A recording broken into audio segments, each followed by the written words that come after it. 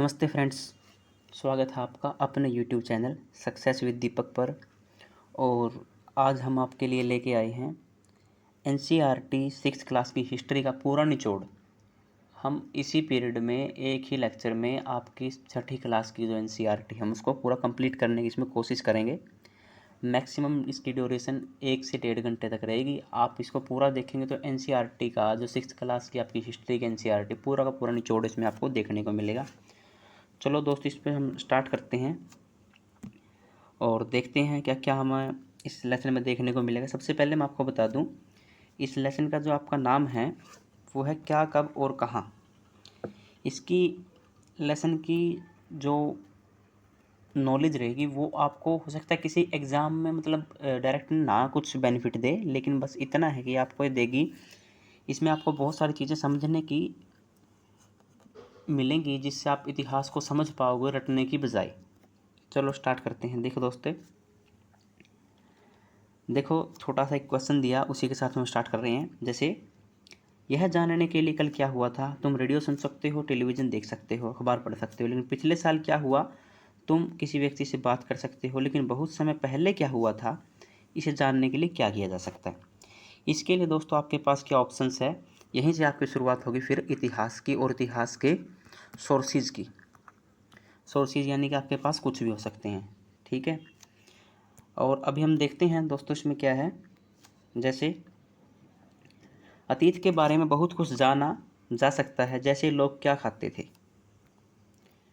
उसके बाद अतीत के बारे में सब कुछ जान सकते हैं, जैसे कपड़े क्या पहनते थे, किस तरह घरों में रहते थे, आखेटक, पशुपालक, कृषक, व्यापारी, इन सब के बारे में जाना जा सकता है। लेकिन इसमें ये सब तो आपको पता ही होगा, जाना जा सकता है, क्योंकि आप लगभग पढ़ चुके होंगे इतिहास में।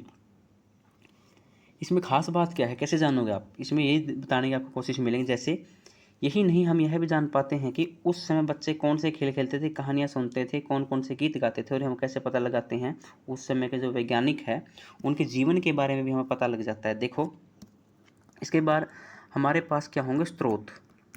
जैसे आपके पास कोई अभिलेख होगा, अशोक के आपने अभिलेख सुने होंगे, या फिर आपके पास सिक्के होंगे। मौर्य साम्राज्य में आपको सिक्के देखने को मिलेंगे, लेकिन वो सिक्के कौन से होंगे, आघात सिक्के होंगे। चलो देखते हैं दोस्त आगे। लोग कहाँ रहते थे। देखो सबसे पहले अगर भारत में शुरुआत करें हम रहने की, तो आप ये देखेंगे कि सबसे पहले जो लोग रहते थे वो आपके कई लाख वर्ष पहले नर्मदा नदी के तट पर रहते थे। यानी कि आपसे सीधा क्वेश्चन आपके सीईटी वगैरह के एग्जामिनेशन में, वन डे एग्जामिनेशन में पूछ लेंगे, भारत में सबसे पहले लोग कहाँ रहते थे और वो कौन थे। तो नर्मदा नदी के तट पर रहते थे और संग्राहक थे, यानी कि संग्राहक यानी संग्रहण करने वाले, इकट्ठा करने वाले, यानी जंगलों की विशाल संपदा से परिचित थे। जंगल में क्या हुआ, खाना, फल फूल, जड़ आदि, इनके बारे में बस इतना ही समझना आपने, इससे यहाँ कुछ नहीं है। संग्रहण किया। और साथ ही साथ में यहाँ जो दिया है अखेट वगैरह, जो लाइन थोड़ी स्किप हो गई, ये देखा है। अखेट यानी शिकार भी करते थे, यानी कुल मिला के जो आपका प्रारंभिक मानव था वो कैसा था, शिकारी। और साथ ही साथ में आपका वो क्या करता था, वो संग्राहक। सब प्रारंभिक, बिल्कुल प्रारंभिक पूछे तो शिकारी ही था। सुलेमान व किर्थर की पहाड़ियाँ उत्तर पश्चिम, यानी कि अगर आप इंडिया का मैप इसमें जो दे रखा आप देखोगे तो उसके, ये आपका जम्मू कश्मीर है, ये आपका गुजरात मान लिया, तो इस क्षेत्र में सुलेमान व किर्थर की जो पहाड़ियाँ वहाँ आप देखोगे तो आपको देखने को मिलेंगे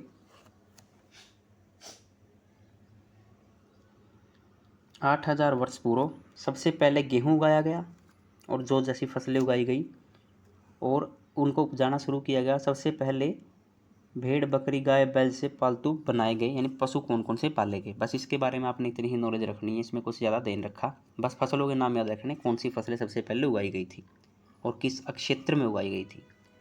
और उत्तर पूर्व में अगर गारो और मध्य भारत के विंध्याचल की पहाड़ियों का आप देखो तो वहाँ सबसे पहले क्या उगाया गया था, चावल उगाया गया था, जैसे मैप में दिया है। जैसे सुलेमान व किर्थर की पहाड़ियों में आपने अभी देखा गेहूँ और जौ की फसलें थी। तो अगर आप देखो यहाँ गारो की पहाड़ियाँ हैं इस क्षेत्र में, यहाँ चावल है। विंध्याचल की पहाड़ियाँ, यहाँ चावल है। आपको अंदाज़ा लग गया होगा। नेक्स्ट है अब हम पढ़ेंगे सबसे पहले हमारे पास जो निकल के आएंगी सहायक नदियाँ सिंधु व इसकी सहायक नदियाँ। क्यों? क्योंकि आपने सबसे पहले जो सहायक नदियाँ उनको कहते हैं, एक बार बता दूं आपको, जो किसी बड़ी नदी में आके मिलती हैं। बस नॉर्मल सी आपकी बात है, मान लीजिए आपकी बड़ी नदी बह रही है, इसमें कोई अन्य नदी आके मिलेगी, इसको बोलेंगे सहायक नदी। बस 4700 वर्ष पहले सबसे पहले आरंभिक नगर जो भारत के वो यहीं फले फूले थे, और इसकी सहायक नदियों के किनारे समुद्र तटवर्ती जो आपके इलाके हैं उनमें भी नगर फले फूले, लेकिन वो कब? 2500 साल पहले। कब है? गंगा की बात है। यानी अगर आप बात करो सिंधु की तो लगभग कितना? 4700 साल पहले, यानी कि आज से लगभग 4700, तो 2000 माइनस करोगे तो आपको 2720 ही रह जाएगा, या 2700 ईसा पूर्व। और अगर आप गंगा की बात करोगे तो वहाँ नगर आए थे 1500 साल पहले। ठीक है, यानी कि दोनों में लगभग 1400 साल का आपका जो गैप होगा। गंगा के दक्षिण में इन नदियों के आसपास का क्षेत्र सबसे पहले एक मगध के नाम से जाना जाएगा। विशाल साम्राज्य की स्थापना होगी, शासक इसके बहुत शक्तिशाली होंगे, ऐसे राज्यों की स्थापना यहाँ की गई थी। अनेक क्षेत्रों में मिलेंगे, बाकी मगध का क्योंकि नाम, क्योंकि यहाँ अशोक है जो आपका महान सम्राट, वो इसी से जुड़ा हुआ था। उपमहाद्वीप की डेफिनेशन है, आप यहाँ साइड में देख सकते हो। सदैव उपमहाद्वीप के एक दूसरे से इस साइड से उस साइड तक, यानी आपका मान लीजिए पूरा का पूरा महाद्वीप है, ये यहाँ से यहाँ, यहाँ से यहाँ लोग यात्राएं क्यों करते थे उसके पीछे बताया गया है।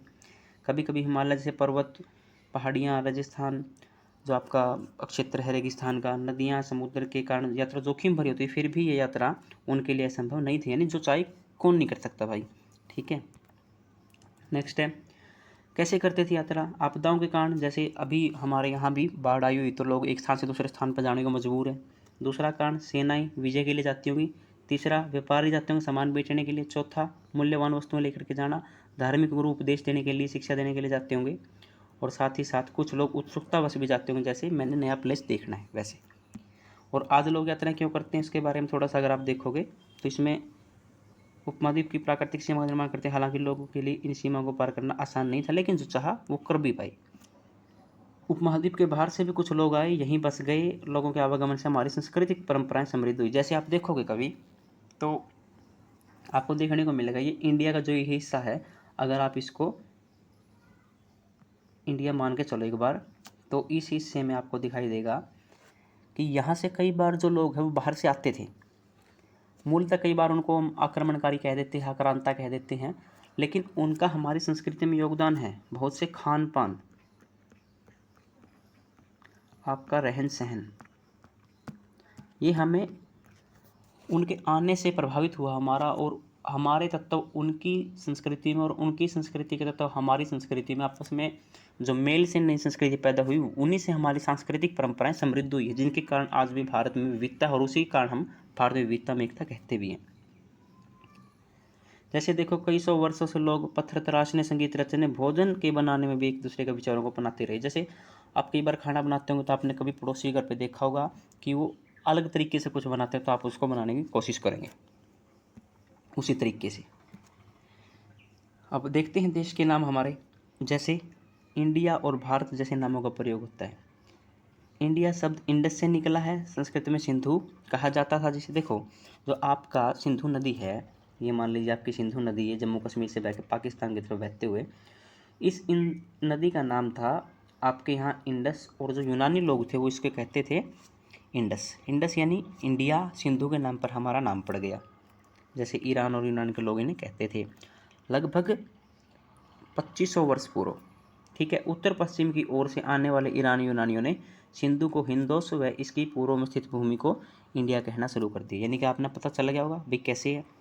इसके बाद भरत नाम का प्रयोग भी आपको उत्तर पश्चिम में रहने वाले लोगों के समूह के लिए करते हुए मिलेगा। जैसे भरत से फिर हमारा भारत हो जाएगा, और इसी भरत को संतान माना जाता है आपके दुष्यंत और शकुंतला की, जिसके ऊपर एक कहानी है आपको याद होगी, अभिज्ञान शकुंतलम। अभिज्ञान शकुंतलम, ये किसकी कहानी है आपको याद होगा? सॉरी, ये रचना है किसकी है? कालिदास की। एक रचना हमारे यहाँ यहीं भी होगी आपके साथ में। तो उसमें कुमार जो आपके दुष्यंत है और रानी शकुंतला, हम दोनों के प्रेम कहानी का वर्णन है, और इसमें भरत उनका पुत्र होगा। भरत के नाम पर फिर ऐसा माना जाता है कि हमारे इंडिया का नाम भी पड़ा है। और समूह संस्कृत की प्रारंभिक जो सबसे पहली कृति आपकी मानी जाती है वो संस्कृत की जो आपकी ऋग्वेद है सबसे पुरानी आपकी जो कृति है वो मानी जाती है। बाद में इसका प्रयोग देश के लिए होने लगा, ये आप पढ़ ही चुके हो, अभी बताया मैंने। जैसे कि अतीत के बारे में कैसे जाने, सबसे पहले आप पांडुलिपियों को पढ़ सकते हैं। पांडुलिपि यानी कि मैन्यूस्क्रिप्ट ऐसी कुछ किताबें हैं, जैसे लिखा भी है, ताड़ के पत्तों को काटकर उनके अलग अलग हिस्सों को एक साथ बांधना। जैसे आप आज कई बार लिखते भी होंगे, कई बार आप कोई एक पेड़ का पत्ता ले लेते हो, उसके ऊपर लिखने की कोशिश करते हो, वैसे ही बड़े बड़े पत्ते इकट्ठे किए आपने खूब सारे, आपस में बांध के कोई बुक का रूप दे दिया, उसको हम पांडुलिपि बोलेंगे। उससे हम जान सकते हैं, इसको मैन्यूस्क्रिप्ट भी कहते हैं। ताड़पत्रों व हिमालय क्षेत्र में पाए जाने वाले जो भुज पेड़ है उनकी छाल से विशेष तरीके से तैयार पर भोजपत्र को उस पर लिख देते हैं। जैसे अब ये एक जन ने दे रखा है, ये भुज पेड़ की छाल है, छाल से उतारा गया पतला सा ही कि उसका हिस्सा है, उसके ऊपर ये लिखी गई है। इसमें क्या लिखा है, संस्कृत में लिखा गया है, गूढ़ संस्कृत है, तो आप उसको शायद ना समझ पाओ, लेकिन हमारा उद्देश्य ये है भी नहीं, हमने तो ये देखना है भी पांडुलिपियों से कैसे पता चलता है। नेक्स्ट है हमारा, इतने वर्षों से कई पांडुलिपियाँ नष्ट हो गई या कीड़ों ने खा ली, लेकिन फिर भी कुछ हमारे पास आज हैं। वो मिलती कहाँ है, मंदिरों में, विहारों में। इन पुस्तकों में धार्मिक मान्यताओं, व्यवहारों, राजाओं के जीवन, औषधि विज्ञान आदि के बारे में जानकारी मिलती है। जब इनके बारे में हमें जानकारी मिलेगी तो हमारा ही क्या हो जाएंगे, स्रोत हो जाएंगे, सोर्स हो जाएंगे। ठीक है। अच्छा, इसके अतिरिक्त महाकाव्य भी हमें मिलते हैं, कविताएं भी मिलती हैं, नाटक भी मिलती है। कविता नाटक हो सकता है, जैसे आप मान के चलो कि वो कल्पना वाले हों, लेकिन कल्पना भी व्यक्ति कहीं रहेगा तो उसके कुछ न कुछ तत्व उसमें मिलेंगे। जहाँ मान लीजिए आप किसी क्षेत्र में रह रहे हो, वहाँ खाना खाने में फ्रूट का प्रचलन है, तो आप हो सकता है अपने जो कल्पना है उसमें भी कैरेक्टर होंगे आपके, जो उनको भी आप क्या खिलाने की कोशिश करोगे, उसमें फ्रूट ही खिलाओगे, कुछ ऐसा होगा। जैसे सबसे पहले हमें क्या मिले, संस्कृत में लिखे हुए मिलते हैं महाकाव्य, उसके बाद प्राकृत में मिलते हैं, तमिल में मिलते हैं। यानी पूछ सकते हैं आपसे किन किन भाषाओं में मिलते हैं। और ये इंपॉर्टेंट क्वेश्चन है भाई यहाँ से, भाई आम लोगों की प्राचीन काल में भाषा क्या थी, तो आपने मान के चलना है प्राकृत थी। एक अभिलेख, अभिलेखों को पढ़कर भी हम अध्ययन कर सकते हैं, अनुमान लगा सकते हैं। जैसे इसमें आगे दिया भी है, जैसे अभिलेख होता क्या है भाई, मतलब ये आपकी एक सतह मान के चलिए आप, ये मान लीजिए आपकी पत्थर की सतह है, इसके ऊपर आपने छीनिए थोड़े से खुदाई की और ये कुछ लिख दिया इसके ऊपर, जो आप लिखोगे ये हो जाएगा इसके ऊपर फिर अभिलेख। जैसे 2250 वर्ष पुराना अभिलेख कांधार से प्राप्त हुआ, किसका, ये हमारे सम्राट अशोक का है। ये दे रखा, जो आपको दिखाई भी दे रहा होगा। जैसे राजाओं, रानियों, अन्य स्त्री पुरुषों के कार्यों के विवरण भी हमें मिल सकते हैं। यहाँ पर लड़ाइयों का विवरण मिल जाएगा, ठीक है, या फिर आपको कुछ अन्य विवरण भी मिल सकते हैं। जैसे राजा की मित्रता किससे थी, राजा ने किसकी मदद की, राजा क्या आदेश देता था, राजा किस धर्म में विश्वास करता था, इन सब के बारे में आप जान सकते हो इनसे। इसके बाद इन वस्तुओं का जो अध्ययन करते हैं, अतीत में बनी जो वस्तुएं थी और प्रयोग में लाई जाती थी, उनको पुरातत्वविद कहते हैं। यानी आपसे कई बार कंफ्यूज करेंगे आपको कि अतीत में मिली वस्तुओं को, जो अतीत है यानी प्राचीन काल का आपका जो इतिहास है, उसमें जो आपको कुछ वस्तुएं मिलती हैं, उनको जो अध्ययन करते हैं, उनको जो पढ़ते हैं, उन लोगों को हम क्या कहते हैं, पुरातत्वविद। वो आपके इतिहासकार देंगे और आपका क्वेश्चन डेफिनेटली गलत होगा, आपका इतिहासकार की तरफ ध्यान जाएगा। जैसे पुरातत्वविद पत्थर, ईंट से बनी इमारत, विशेष चित्र, मूर्तियों का भी अध्ययन करते हैं।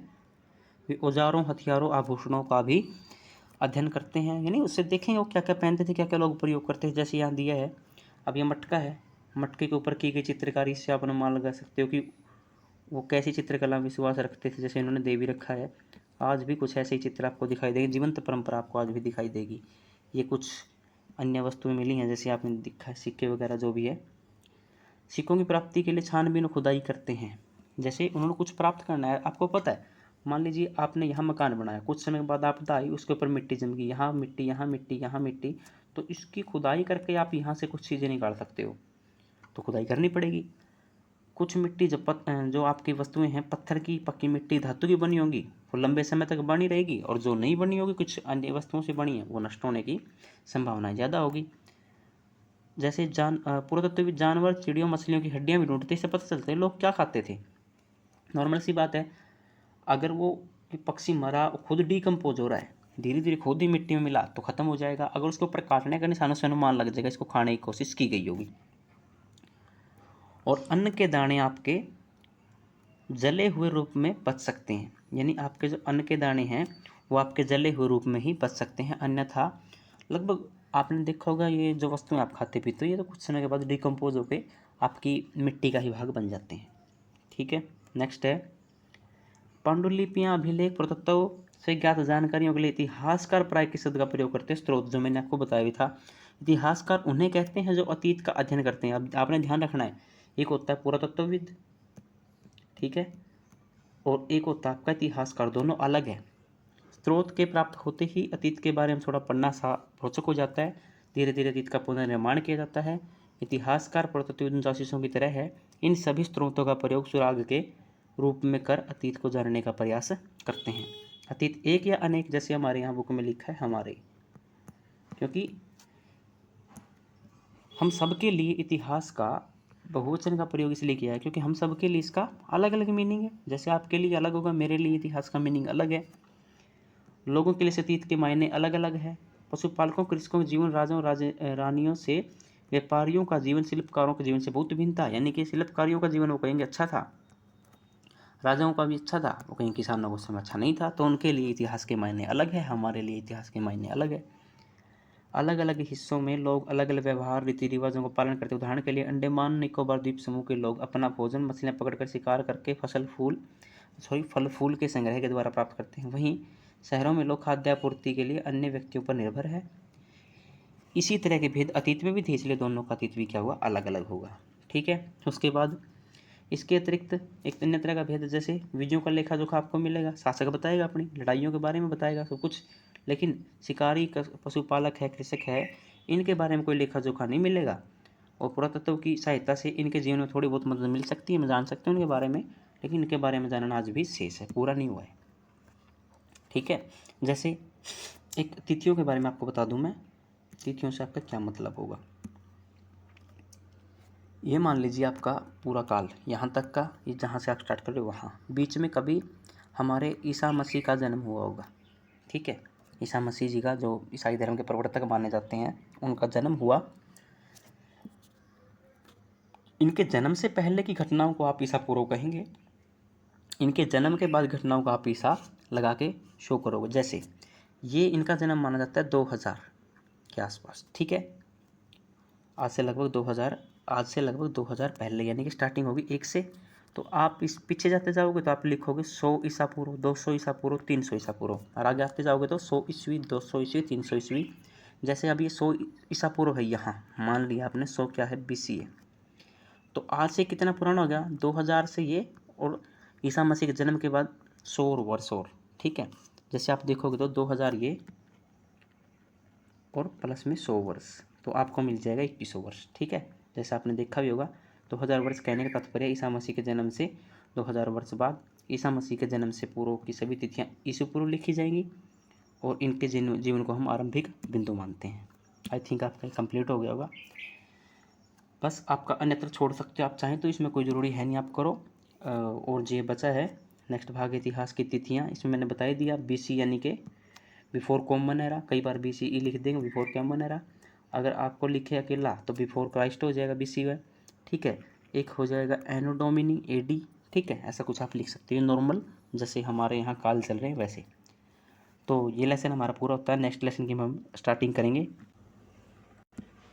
हमारा सेकंड लेसन है जो, ये हमारा सेकंड लेसन आरंभिक मानव की खोज। इसमें हम पढ़ेंगे कि जो हमारा आदि मानव है वो कैसे रहता था, कुछ उसके बारे में हम जानेंगे। जैसे अब ये रेल यात्रा वगैरह, अगर आप फ्री हो तो आप बुक लेकर के पढ़ सकते हो, ये कुछ इसने लिखा है, नहीं तो आप इसको ना पढ़ो, वो आपकी मर्जी है, क्योंकि 6ठी क्लास के बच्चों के लिए लिखी गई, तो आप उनको समझाने के लिए ऐसा यूज कर सकते हो अगर आपने ज़रूरत है। हम इसको स्किप कर रहे हैं। देखिए, आरंभिक मानव इधर उधर क्यों घूमते थे, यानी इस साइड से इस साइड, इस साइड से उस साइड, ऐसे क्यों जाते थे वो। देखो, लगभग 20 लाख साल पहले रहा करते थे ऐसे लोग, आखेटक और खाद्य संग्राहक थे। भोजन के इंतजाम करने की विधि के आधार पर उन्हें इस नाम से जाना जाता है। आखेट यानी शिकार करना, संग्राहक यानी कि इकट्ठा करने वाले। अब देखो, वे जंगली जानवर का शिकार करते थे। अब शिकारी, अगर जानवर यहाँ है तो व्यक्ति यहाँ है, अगर जानवर यहाँ भाग गया तो व्यक्ति साथ साथ में भागेगा। आप समझ गए होगे इधर से उधर क्यों घूमते थे। मछलियाँ चिड़ियाँ पकड़ते थे, फल फूल मूल दाने ऐसा कुछ खाते थे, अंडे इकट्ठा किया करते थे, उन सबको खा करके अपना पेट भरते थे। ठीक है। हमारे उपमहाद्वीप जैसे गर्म देशों में पेड़ जो आपके हैं उनकी तो अनगिनत प्रजातियां हैं। आपको पता है जहाँ मतलब गर्म देश है, बरसात अच्छी है, वहाँ पेड़ पौधे खूब होंगे। पेड़ पौधों से मिलने वाले खाद्य पदार्थ महत्वपूर्ण हो जाएंगे हमारे लिए। ठीक है। लेकिन यह कर पाना बिल्कुल आसान नहीं। कस ऐसे जान देखो, अब ये शिकारी है, उस समय इनको नॉलेज नहीं है, बस इनको खाना खाना है, पेट भरना, कच्चा मांस भी खाएंगे एक बार के लिए ये। लेकिन आप देखो ये आसान नहीं करना, क्योंकि आज आपके पास गाड़ी है, बाइक है, तेज़ भाग सकते हो आप जानवरों से। लेकिन उस समय ऐसे जानवर थे हमसे तेज़ भाग सकते हैं, बहुत से जानवर हमसे ज़्यादा ताकतवर भी होते हैं। ठीक है। अब शिकार करने गए आप, मान लीजिए उस समय भूतकाल में आप गए शिकार करने के लिए हिरण का, तो आपने कर लिया, और कुछ समय बाद आपको दिखाई दिया शेर, इसको जाके देखता हूँ मैं, शेर ने फिर आपको देख लिया, ये तो हो सकता है। ठीक है। तो नॉर्मल सी बात है, यानी जानवर तेज हो सकते हैं हमसे और ताकतवर भी हो सकते हैं। जानवरों का शिकार, चिड़िया मछली पकड़ना, सतर्क होना चाहिए आपको, जागरूक होना चाहिए, तेज होना चाहिए। जब ये सब बातें आपके अंदर होगी तो आपकी बुद्धि का धीरे धीरे विकास होगा। जब धीरे धीरे आप ग्रेजुअली इवोल्व करोगे, धीरे धीरे आपकी बुद्धि बढ़ेगी, तो आप कहीं एक ऐसे स्थान पर जाके खड़े हो जाओगे जैसे कि आज का वर्तमान, आज का इंसान और उस समय का आदिमानव, दोनों में आप डिफरेंस देख लीजिए। किसका परिणाम है? सतर्कता, जागरूकता और तेज गति का परिणाम है। पेड़ पौधों से खाना जुटाने के लिए यह जरूरी होता है कौन से पेड़ खाने योग्य है और कौन से नहीं। अब पता चला पेड़ खाने के लिए गया, पेड़ को आपने खा लिया, कुछ समय के बाद परलोक सिधार गए, वैसे ले भी तो हो सकते हैं, जहरीले हो सकती हैं। ठीक है। नेक्स्ट है, ऐसे समुदायों में रहने वाले बच्चों के ज्ञान गुणों का वर्णन करें। अब हम देखते हैं कैसे करते हैं बच्चे। देखो नॉर्मल सी बात है, अगर बच्चे अपनी फैमिली के साथ में रहेंगे, फादर साहब पढ़े लिखे हैं, तो वो भी बच्चे क्या करेंगे, ज़्यादातर पढ़ाई लिखाई वाले होंगे। किसी के पापा जी किसान हैं, तो नॉर्मली उन बच्चों की रुचि भी किसकी तरफ होगी, ज़्यादातर किसानी की तरफ होगी। तो बच्चों का वैसा ही होगा जैसे वो देखेंगे। जैसे अखेटक खाद्य संग्राहक समुदाय के लोग एक जगह से दूसरी जगह घूमते रहते थे, 4 कारण हो सकते हैं। जैसे पहला कारण क्या है, आसपास पेड़ पौधे फल खा करके समाप्त किया तो दूसरी जगह जाना पड़ेगा। दूसरा कारण, जानवर अपने शिकार के लिए, हिरण मवेशी अपना चारा ढूंढने के लिए इधर से उधर जाया करते तो उनके पीछे पीछे जाना। तीसरा, पेड़ों और पौधों में फल फूल अलग अलग मौसम में आते हैं, इसलिए लोग इनकी तलाश के लिए इधर उधर घूमते होंगे भाई। ठीक है। जैसे यहाँ मान लीजिए पूरा बड़ा क्षेत्र है, इस क्षेत्र में कुछ लोग रह रहे हैं, इस क्षेत्र में पेड़ पौधे हैं, वो कुछ समय बाद अपनी पत्तियाँ झाड़ देंगे। ठीक है। शुष्क मौसम होगा तो इस साइड अगर मान लो उस समय पेड़ पौधे ठीक ठाक है तो लोग यहाँ से शिफ्ट करके यहाँ जाएंगे। ठीक है। आई थिंक ये भी आपको समझ में आ गया होगा। चौथा कारण देखते हैं, पानी के बिना किसी प्राणी का जीवित रहना संभव नहीं होता। तो झीलों नदियों के किनारे भी लोग रहते थे। नदियों झीलों में पानी कभी नहीं सूखता, कुछ झील और नदियाँ केवल बारिश के ऊपर निर्भर रहती हैं। जैसे कुछ होंगी सदाबहार या सदा नीरा नदियाँ, तो सदा रहेंगी वो, वहाँ पर उनमें पानी मिलता रहेगा। लेकिन सूखे की मौसम की स्थिति में आपको एक स्थान से दूसरे स्थान पर जाना पड़ सकता है। यानी 4 कारण हो गए आपके पास में। तुम स्कूल कैसे जाते हो, तुम्हें अपने घर से स्कूल जाने में कितना समय लगता है, सब बच्चों की बात लिखेंगे, आप इसको छोड़ सकते हो। आरंभिक मानव के बारे में जानकारी कैसे मिलती है, वही है, हमारे पास तो स्रोत हैं, सोर्सेज हैं।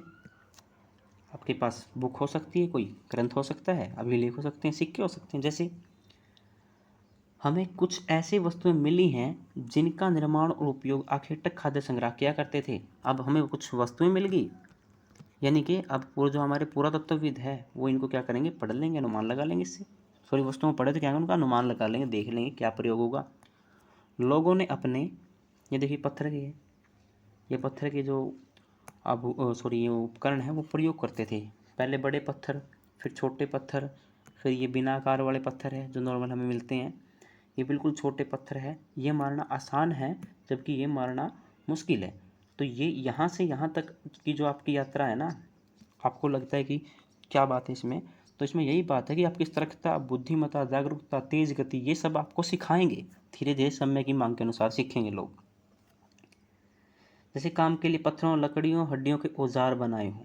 ठीक है। अब वो क्या करते थे, प्रयोग की गई वस्तुएं वो मिल गई हमें, पत्थर के औजार बनाए थे वो मिल गया, लकड़ी के बनाए होंगे तो वो मिल गया, हड्डियों को बनाए होंगे तो वो हमें मिल गया, उससे हमने अनुमान लगा लिया।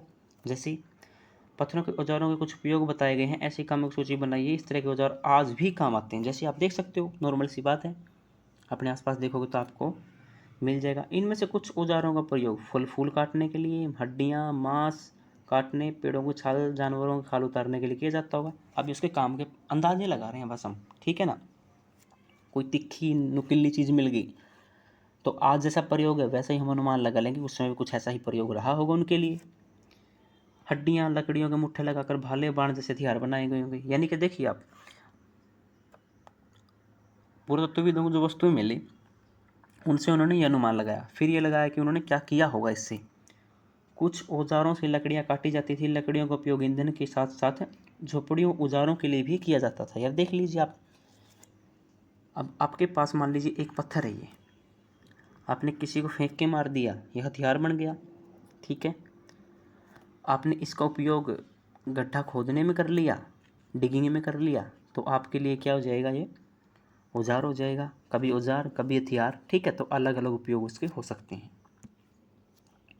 जैसे यहाँ दिखाया भी गया है इसमें, अगर चित्रों में आप ध्यान से देखो, एक ही पत्थर से आप खुदाई कर रहे हो, फिर एक पत्थर से आप उसी पत्थर को लेकर के यहाँ सुराख करने की कोशिश कर रहे हो। यहाँ औजार नुकीला है और यहाँ औजार खुदाई के काम आ रहा है। रहने की जगह निर्धारित करना, यानी कहाँ रहते होंगे। देखो इसमें लाल त्रिकोण वाला स्थल पूरा स्थल है जहाँ से कुछ वस्तुएं मिलेंगी।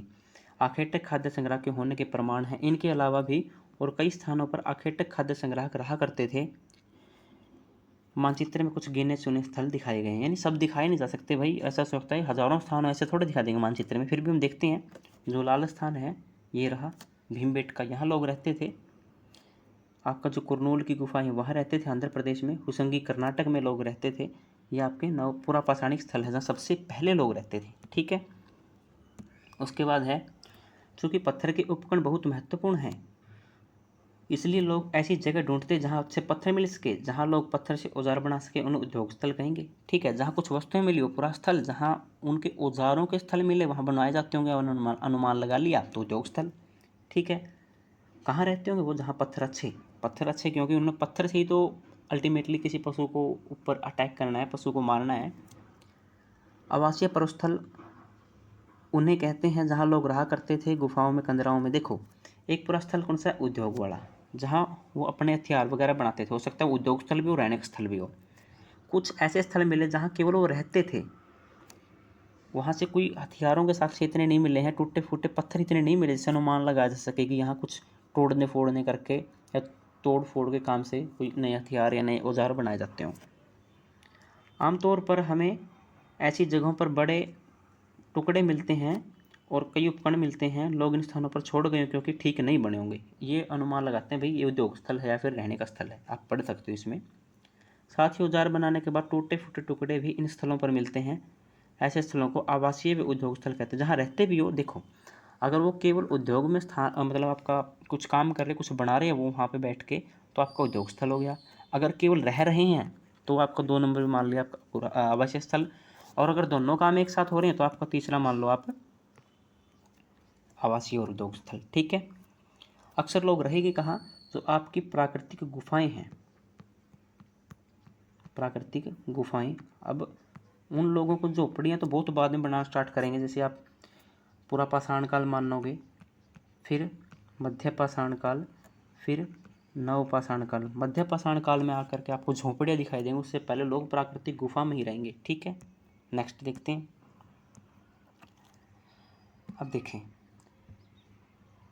अगर तुम्हें अपने निवास स्थान का नाम बताना पड़े तो क्या चुनोगे आप घर पे रह रहे होंगे। देखो आपका ये हो सकता है आप वहीं काम करते हो, वहीं रहते हो, या फिर आप केवल आवास कह दोगे, या फिर रहना है तो आवास और उद्योग स्थल ही हो सकता है, ठीक है। पूरा स्थल क्या होता है, वह स्थान जहाँ औजार बर्तन इमारत जैसी वस्तुएं अवशेष मिलते हैं। बस आपने यही ध्यान रखना है, जहाँ से भी आपको कुछ वस्तुएं मिलेगी उसका पूरा स्थल हो जाए। जैसे हरियाणा में पूरा स्थल देखें आप, राखी गढ़ी, ये भी एक पूरा स्थल है। किसका है, आप नेक्स्ट लेसन में पढ़ोगे। तो ये हमारा जो हड़प्पा सभ्यता है, हमारी सिंधु घाटी की सभ्यता, उसका एक पूरा स्थल है।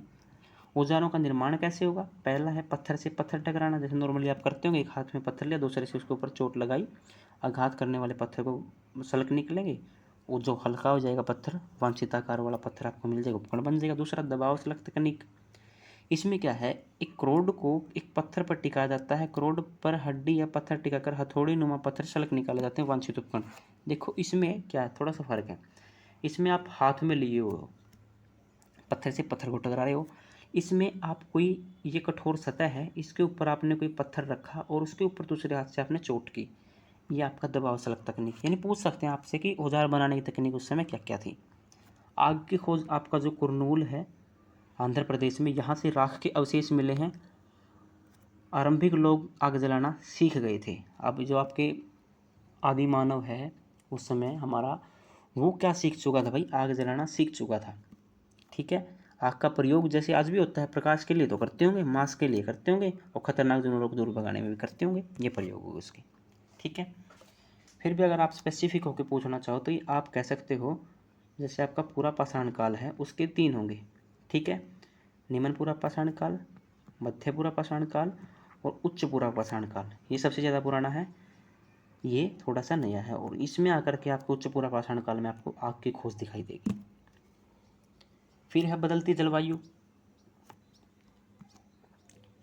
12,000 वर्ष पहले दुनिया की जलवायु में बड़े बदलाव आए, गर्मी बढ़ी तो घास के अक्षेत्र बढ़े, जैसे आपको पता भी है गर्मी बढ़ेगी तो घास ज़्यादा होती है। ठीक है, ये थोड़ा ज्योग्राफी आपको नॉलेज होगी तो उससे अनुमान लगा लोगे आप। उन पशुओं की संख्या बढ़ेगी जो घास खाकर जिंदा रहते हैं। जो लोग इन जानवरों का शिकार करते हैं उनके पीछे हैं, खाने पीने की आदतों को देखा, प्रजनन के समय की जानकारी ली। जैसे अब ये पशु यहाँ रह रहा है, एक व्यक्ति इसको देख रहा है, मारने के वेट में है, अब ये सो रहा है, ये इसको भी नींद आ गई, मार नहीं पाया इसको, महीनों इसको देख रहा है, ऐसे अपना खाना पीना यहीं इसका ही कर रहा है ये व्यक्ति का। तो इसने देखा भाई पहले ये खाना क्या खा रहा है, यानी इसके खाने पीने की आदत देख ली। कुछ समय के बाद इसको प्रजनन हुआ, यानी कि जनन प्रक्रिया के माध्यम से 2 हो गए। मान लो ये एक मतलब गाय थी, एक बछड़ा हो गया, बछिया, तो उससे क्या होगा, 2 हो गया हमारे पास। अब ये देखिएगा इनकी संख्या बढ़ गई। ठीक है, तो हो सकता है तब इन जानवरों को पकड़ कर ज़रूरत के अनुसार पालने की बात, फिर सोचने लगेगा भाई इनको ऐसा करता हूँ मैं, इनका दोनों का वेट करता हूँ मैं, कितने समय बाद ये, 4 भी हो सकता है। ठीक है, उसको पता नहीं होगा वास्तव में 2 है, फिर वो देख लेगा मतलब पहले कम थे अब ज़्यादा है, तो फिर धीरे धीरे इनकी संख्या बढ़ती जाएगी, तो वो धीरे धीरे फिर आपका किसान बनता चला जाएगा। यानी खाना पीना आपने देख लिया उनका क्या खाना है उनका, और वो उनकी प्रजनन की आपने आदत संभाल ली, तो आप क्या हो गए, किसान की तरफ बढ़ना शुरू हो जाओगे। और मछली इस काल में आकर के, यह आपका जो काल है इसको मैं लिख दूं आपने, जब आपका ये ट्रांजिशन फेज है, संक्रमण का काल है, इसको बोलेंगे मध्यकाल, सॉरी मध्यकाल नहीं, इसका आएगा आपका मध्य पूरा पाषाण काल, मध्य पाषाण काल। यानी कि मध्य पाषाण काल में आकर के मछली का शिकार मिला, ये आपने देखना है छोटा सा पॉइंट। फिर आरंभिक खेती की स्टार्ट भी होगी, जैसे ये लिखा, इसी दौरान उपमहाद्वीप में गेहूं, जौ, धान उगाए जाएंगे, और साथ ही साथ में पशुपालन। तो आपसे पूछे कि पशुपालन कब स्टार्ट हुआ, तो मध्यकाल में। ठीक है, आपसे पूछे कृषि कब स्टार्ट हुई, मध्यकाल में। मछली का शिकार मध्यकाल में। ठीक है, और छोटे छोटे पत्थर जो मैंने आपको दिखाए थे वो भी मध्यकाल में। ठीक है, और पूरा पाषाण काल में आपका क्या हुआ है, उच्च पूरा पाषाण काल में आपकी आग की खोज हुई है। 4-5 पॉइंट हो गए, आप याद रखोगे मेरे ख्याल से। इसके बाद देखते हैं, देखो पुरातत्वविद ने बड़े बड़े नाम रखे हैं उनके, किस आधार पर रखे हों, उनके पत्थर के आधार पे। पूरा यानी प्राचीन पत्थर, पूरा यानी प्राचीन, पाषाण यानी पत्थर। पुरास्थलों से प्राप्त पत्थर के औजारों के महत्व को बताता है। पाषाण काल 20 लाख से लेकर के पहला माना जाता है। ठीक है ना, 3 भागों में बांटा जाता है, आरंभिक, मध्य और उत्तर। ये पाषाण युग है, पूरा पाषाण युग। यानी कि आपने, अगर मैं बताऊं, कोई खाली पेज होगा हमारे पास, दिखाता हूँ आपको, ये रहा आपका है पाषाण काल।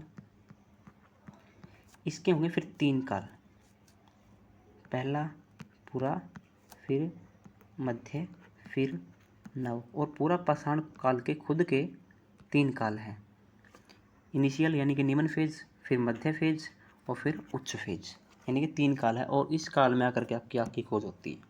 कुल मिला के अगर पूरा पाषाण हो तो आपका चल जाएगा। इसके बाद है 99% घटनाएं इसी काल में होती है। कौन से काल में, पूरा पाषाण काल में। लगभग 12,000 से 10,000 के बीच को आप मध्य पाषाण काल कह देते हो।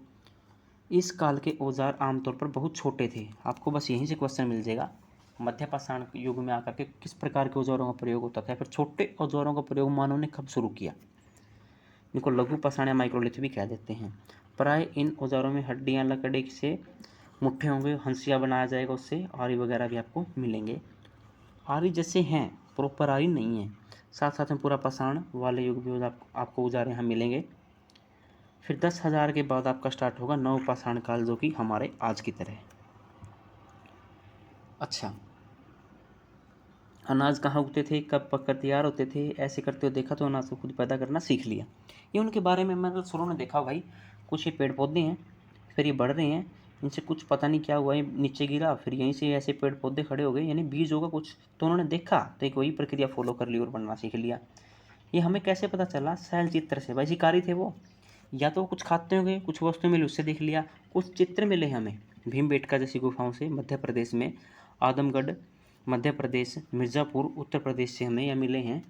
इन सब से क्या पता चलता है, देखिए एक इंसान है भाग रहा है किसके पीछे, भेड़ या बकरी जो भी है इनके पीछे भाग रहा है, इससे पता चलता है उसको मारने की कोशिश कर रहा है वो, ठीक है। शैल चित्रकला से हमें पता चल जाता है। दीवारों पर चित्र ये मिले हैं, सुंदर उदाहरण मध्य प्रदेश और दक्षिण उत्तर प्रदेश की गुफाओं से मिलते हैं। अभी बता दिया मध्य प्रदेश में, अभी बताया मैंने भीमबेटका, उत्तर प्रदेश में मिर्ज़ापुर। कौन क्या करता था भाई, शिकार या फल फूल का संग्रह किया करते थे, पत्थर औजारों पर चित्र बनाते थे। हमें कोई ऐसे साक्ष्य मिलते हैं जिनसे पता चले कि महिलाएं शिकार करती थी और पुरुष औजार बनाते थे, महिला चित्रकारी करती थी। यानी कि मेल क्या करते थे, फीमेल क्या करते थे, इसके बारे में कोई जानकारी खास है नहीं। वास्तव में हमें इसका ज्ञान कोई नहीं है, लेकिन दो बातें हो सकती है, महिला और पुरुष दोनों मिलकर एक साथ काम करते होंगे। संभव है कि कुछ काम केवल महिलाएं करती होंगी और कुछ काम केवल पुरुष। उपमहाद्वीप के अलग अलग क्षेत्रों में अलग अलग परंपराएं रही होगी। इतना बड़ा देश है हमारा, अगर आप देखोगे आज भी जब इतना बड़ा हमारा देश मान के चलो आप है, तो यहाँ से लेकर के जम्मू कश्मीर तमिलनाडु में विविधता कितनी है, उस समय भी रही होगी, नॉर्मल सी बात है। भारत में आपका स्तुरुमृग है, पूरा पाषाण युग में स्तुरुमृग होते थे, आपने बस याद रखना है। इनके अंडे के मनके बनाए जाते थे, बाद में मिलेंगे आपको मनके बहुत बाद में। हुसंगी कर्नाटक का क्षेत्र है, उसका हमें पूरा पाषाण युग का एक प्रोस्थल है। इसमें देखते हैं क्या क्या मिला है। जैसे क्या मिला, सबसे पहले कई प्रकार के औजार मिले हैं, आवास भी रहा है और उद्योग स्थल भी। क्यों, रहने के भी प्रमाण मिले हैं उनके, पहला। दूसरा, रहने के प्रमाण तो है ही, साथ में वहाँ टूटे फूटे औजार मिले हैं, पत्थर के टुकड़े, उनको औजार हमने कह दिया, तो हमने देख लिया भाई आवास स्थल भी था और रहने का स्थल भी था। ये सॉरी, आवास स्थल भी था और उनका उद्योग स्थल भी था। छोटे छोटे आपके जो औजार हैं उनके बनाए जाने के प्रमाण मिले हैं। इनमें से कुछ पुरास्थलों के निकट है। अधिकांश औजार चूना पत्थरों से बनाए जाते थे, ये भी आप अनुमान लगा सकते हो, ध्यान में रख सकते हो, वही नॉर्मल सी बात है। आई थिंक आपको ये लेसन समझ में आया होगा। इसका हम जो थर्ड लेसन है, और सॉरी जो थर्ड आपका लेसन है वो स्टार्ट करते हैं। ये आपका जो अन्यत्र, आप इसको पढ़ लेना वरना छोड़ भी दो, ये वर्ल्ड हिस्ट्री जो एंशिएंट उसका पार्ट है। ये आपका थर्ड लेसन है, भोजन संग्रह से उत्पादन तक। इसमें देखते हैं कुछ खास है नहीं है, ये आपने नहीं पढ़ना है, इसको स्किप कर सकते हैं आप। विभिन्न प्रकार के भोजन, इसमें कुछ खास है नहीं। जैसे भोजन का अधिकांश हिस्सा उगाई हुई फसलों, पाले गए पशुओं से मिलता है। यानी कि नॉर्मल सी हमारे सोर्स क्या क्या है, या तो फसल या फिर पशु, आज भी यही है। भिन्न भिन्न फसलों को उगाने के लिए भिन्न भिन्न जलवायु की आवश्यकता पड़ती है। धान की खेती के लिए गेहूँ और जौ की तुलना में ज़्यादा पानी की ज़रूरत होती है, यह आपने नॉर्मल पता है। इसलिए हम देखते हैं कि किसान विशेष फसल किसी विशेष क्षेत्र में उगाते हैं, क्षेत्र विशेष आपका फसलों को प्रभावित करता है। यही नहीं, पशुओं को भी अनुकूल वातावरण की आवश्यकता होती है। उदाहरण के तौर पर अगर देखोगे आप, सूखी व पहाड़ी जलवायु में मवेशियों की तुलना में भेड़ बकरी ज़्यादा पाले जाएंगे। सूखा क्षेत्र है, आपका पशु है, पशु को ज़्यादा नीड होगी भोजन वगैरह की, लेकिन भेड़ बकरी को कम है। आप उनको घुमा के कहीं भी लेके जा सकते हो, जहाँ थोड़ी बहुत भी घास हो वहाँ ये काम चल जाएगा। स्त्री पुरुषों ने अपने उत्पादन का शुरू नहीं किया था, ठीक है, शुरू से ही आपने पता है, तो अध्याय 2 में आपने पढ़ लिया। स्टार्टिंग कैसे हुई मैंने बता दिया, मध्यकाल में होगी थी। सॉरी, फिर मैं मध्यकाल बोल रहा हूँ, स्किप हो रहा बार बार, मध्य पाषाण काल। देखते हैं खेती और पशुपालन की शुरुआत। देखो, दुनिया की जलवायु बदली, जिन वनस्पतियों पशुओं को भोजन के रूप में इस्तेमाल करते थे वे बदलते रहे। लोगों का ध्यान कुछ बातों की ओर गया, जैसे खाने योग्य वनस्पतियाँ कहाँ कहाँ मिल सकती है। पहला क्षेत्र आ गया ध्यान में, ठीक है। बीज कैसे अपने डंठल से टूट कर गिरते हैं, गिरे बीजों का अंकुरण होता है, उनसे पौधा निकलता है। पौधा निकलना देख लिया, क्षेत्र उन्होंने देख लिया, अब क्या करना है, अगली बार वो बीज खुद डाल देगा। इसी तरह उन्होंने पौधों की देखभाल करनी शुरू कर दी। चिड़ियों जानवरों से जब उनको बचाया गया, फिर इनको सुरक्षा की भी ज़रूरत है। अगर सुरक्षा कर दी तो धीरे धीरे वो बीज पक जाएंगे और इस प्रकार लोग क्या बनेंगे, कृषक बन जाएंगे। नॉर्मल सी बात आपको समझाया गया है। इसी तरह लोग अपने घरों के आसपास चारा खाकर रहने, जो चारा रखकर जानवरों को आकर्षित करने लगे, उन्हें पालतू बनाने लगे। नहीं, आपने चारा रख दिया यहाँ पे, ये यहाँ कोई पशु था घूमते हुए आया और इस साइड आकर उसने खाया। अब आपने फिर चारा रख दिया, फिर चारा शुरू में बांधा नहीं होगा, कहीं पर रख दिया, उनको एक बंद कर लिया और वो भागे नहीं गए। कुछ समय के बाद उनको वहीं खाना दे दिया तो वहीं रहना शुरू हो गए। बस स्टार्टिंग हो गया, अपने पशुपालक बन गए। जिस जंगली जानवर को पालतू बनाया गया, सबसे पहले वो कुत्ते का जंगली पूर्वज था। धीरे धीरे लोग भेड़, बकरी, गाय, सूअर जैसे जानवरों को घरों के नज़दीक बुलाने लगे, उत्साहित करने लगे उन्हें आने के लिए। ये जानवर झुंड में रहते थे, ज़्यादातर घास खाते थे। अक्सर लोग जंगली जानवरों के आक्रमण से इनकी सुरक्षा किया करते। धीरे धीरे पशुपालक भी बन गए। जैसे किसान कैसे बने, पशुपालक कैसे बने, आपने बता दिया। अब देखते हैं बचने की प्रक्रिया। जब आप चीज़ देखिए, अगर आप, ये दांत है, ये भी दांत है, ये उस सूअर के दांत है जो आप पालते हो, ये उस सूअर के दांत है जो जंगलों में रहता है। तो ये खतरनाक है, ये कम खतरनाक है। आप देख सकते हो, दोनों का फ़र्क आपको दिखाई देगा। अब देखो, ये नॉर्मली अगर आप नहीं पढ़ो, इसको स्किप कर दो, आपको कोई ज़रूरी है नहीं, समझाने के लिए है बस ये, मैं आपको बता ही देता हूँ इसका सार टिप्स क्या है। जो अब देखो, आपने क्या किया, कोई पेड़ उगा दिया, ठीक है, और आपने साथ ही साथ में कोई पशु भी पाल लिया, ठीक है। अब दोनों के साथ में आपने तालमेल बना के एक स्थान पे रहना शुरू कर दिया। अब कुछ समय के बाद ये पेड़ यहाँ से यहाँ तक की ग्रोथ गेन करेगा, मान लीजिए 4 माह, ठीक है। ये पशु आपने वहीं अपने साथ रख लिया, तो आपने 4 माह तक एक स्थान पर रह के उसकी देखभाल की, पेड़ पौधों की, तो आपका जीवन क्या हो गया, स्थायी हो गया पहले की तुलना में। जब आप एक जानवर के पीछे यहाँ से यहाँ, यहाँ से यहाँ भागते रहते थे, अब वो आपको भागने की ज़रूरत नहीं है। यहीं से आपकी बचने की प्रक्रिया शुरू होगी और उसको हम बोल लेंगे नवपाषाण काल, जैसे एक नवीन जीवन शैली। तुम किसी पौधे के बीज को बोकर रखो, तुम पाओगे इसे विकसित होने में कुछ समय लगता है, कई बार महीने, साल, दिन लग सकते हैं। इसलिए जब पौधे को उगने में समय लगा, उसकी देखभाल के लिए उन्हें एक ही लंबे समय तक रहना पड़ा, एक ही जगह पे। बीज बोने से लेकर फसल काटने तक, सिंचाई, खरपतवार हटाना आदि की सुरक्षा करना, बहुत से काम शामिल। इन काम को करना तो आपने वहीं पर रहना होगा, ठीक है। कटाई के बाद अनाज का उपयोग बहुत संभाल कर करना पड़ता था, क्योंकि इनके पास भंडारण की सुविधा कम थी। जब इनके पास भंडारण की सुविधा कम होगी तो इनके पास ऑप्शन बस एक ही होगा कि जो हमारे पास है उसको बचा करके रखे, क्योंकि उसका बीज के रूप में आने वाले समय में इस्तेमाल करना था, उनको भोजन के रूप में करना था, उपहार अगर कोई है उसको देने के लिए, और साथ ही साथ में उसको भंडारित भी करना है। 4 उपयोग होंगे। जैसे अनाज को भोजन, बीज दोनों के रूप में बचा कर रखना आवश्यक है, इसलिए लोगों ने भंडारण की बात सोची होगी। बहुत से इलाकों में लोगों को ये छोड़ दी इसको, बड़े बड़े बर्तन मिले, टोकरियाँ बुनी, फिर ज़मीन में गड्ढा खोदा, यानी तीनों काम किए, बर्तन बनाए, टोकरियाँ बुनी, ज़मीन में गड्ढा खोद कर उनको रखने की कोशिश की। जो ज़्यादा सेफ रहा वो तरीका चलता रहा बर्तनों वाला, और आज हम भी कंटिन्यू कर रहे हैं। भंडारण के लिए आपने देखा घरों पे हमारे ड्रम वगैरह होते हैं। जानवर चलते फिरते खाद्य भंडार है। कैसे, देखो, जानवर बच्चे देते हैं, उनकी संख्या बढ़ती है। अगर जानवरों की देखभाल की जाए, संख्या बढ़ेगी, साथ साथ में दूध मिलेगा, प्राप्त होगा, एक अच्छा भोजन का स्रोत है। इतना ही नहीं, मांस भी मिलता था। दूसरे शब्दों में कहें तो जानवर क्या हुए, भंडारण का एक अन्य तरीका है। फसलों को आपने किसी बर्तन में रख के भंडारित करना पड़ेगा, ठीक है। वहीं अगर आप जानवर रख रहे हो तो आपको ये ज़रूरत है नहीं। अब देखें आरंभिक कृषक पशुपालकों के बारे में क्या पता चलता है। कुछ बिंदु आपने दिखाए, जो मैंने पीछे आप मैप दिखाया था, उसमें अगर आप थोड़ा सा वीडियो में बैक जाकर देखोगे आपको मैप दिखाई दीजिएगा। उसमें अगर आपको मैप दिखाई देगा, कुछ नीले बिंदु आपने कुछ ऐसे दिखाई देंगे, ठीक है, नीला पूरा भरा होगा ये, उसको आप देख लेना। जहाँ पुरातत्वविदों को शुरुआती कृषकों, पशुपालकों के होने के साक्ष्य मिले हैं, यानी कुछ प्रमाण मिले होंगे। देखते हैं क्या मिलते हैं। जैसे सबसे महत्वपूर्ण पश्चिमोत्तर क्षेत्र आधुनिक जम्मू कश्मीर में, पूर्वी और दक्षिण भारत में। अब देखते हैं पहला कहाँ है, पश्चिमोत्तर क्षेत्र, ये मान लीजिए आपने नॉर्थ इंडिया, ये नॉर्थ, ये साउथ, ये ईस्ट, ये वेस्ट। एक पश्चिमोत्तर भाग में आपका एक गांव आएगा मेहरगढ़। आधुनिक कश्मीर में खजुराहो नहीं, क्या नाम उनका, आगे लिया मिलेगा, मैं स्किप कर रहा हूँ एक बार। पूर्व में आपको कुछ स्थान मिलेंगे, फिर आपको कुछ दक्षिण में स्थान मिलेंगे, 4-5 स्थान आपने ध्यान में रखने हैं, उनसे आपका लगभग बात बन जाती है, किसी भी एग्जाम में वही पूछते हैं। ठीक है, थोड़ा बहुत एक्स्ट्रा होगा तो मैं जब हिस्ट्री का क्लास हो उसमें डाल दूंगा। जिससे जैसे इन्होंने दिया है, वास्तव में ये निर्दिष्ट स्थान पशुपालकों की बस्तियां थी जहां लोगों ने रहना शुरू किया होगा। इसे जांचने के लिए वैज्ञानिक खुदाई से मिले पशुओं की हड्डियों के नमूनों का अध्ययन करते हैं, और इनमें सबसे रोचक जो बात है वो आपके जले हुए अनाज के दाने हैं वो मिले हैं।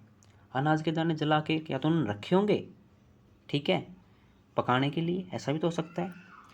ये गलती से जल गए होंगे, अब ये पता है नहीं। वैज्ञानिक इन अनाज के दानों से पहचान करते हैं इस उपमहाद्वीप के विभिन्न भागों में बहुत सारी फसलें उगाई जाती रही होंगी। क्योंकि देखो, मान लीजिए यह क्षेत्र है उत्तर पश्चिम का, यह आपका पूर्व का, यह दक्षिण का, यहाँ अनाज के दाने आपको अलग मिल रहे हैं, यहाँ अलग मिल रही है, यहाँ अलग, तो आपको क्या सोचोगे, इन तीनों में अलग अलग फसलें उगाई जाती है, नॉर्मल सी बात है। तो देखिए, जैसे आपने देखा अभी, गेहूँ, जौ, भेड़, बकरी, मवेशी, ये कहाँ से मिले आपको, मेहरगढ़ पाकिस्तान से। ये टेबल आपके लिए इम्पोर्टेंट है।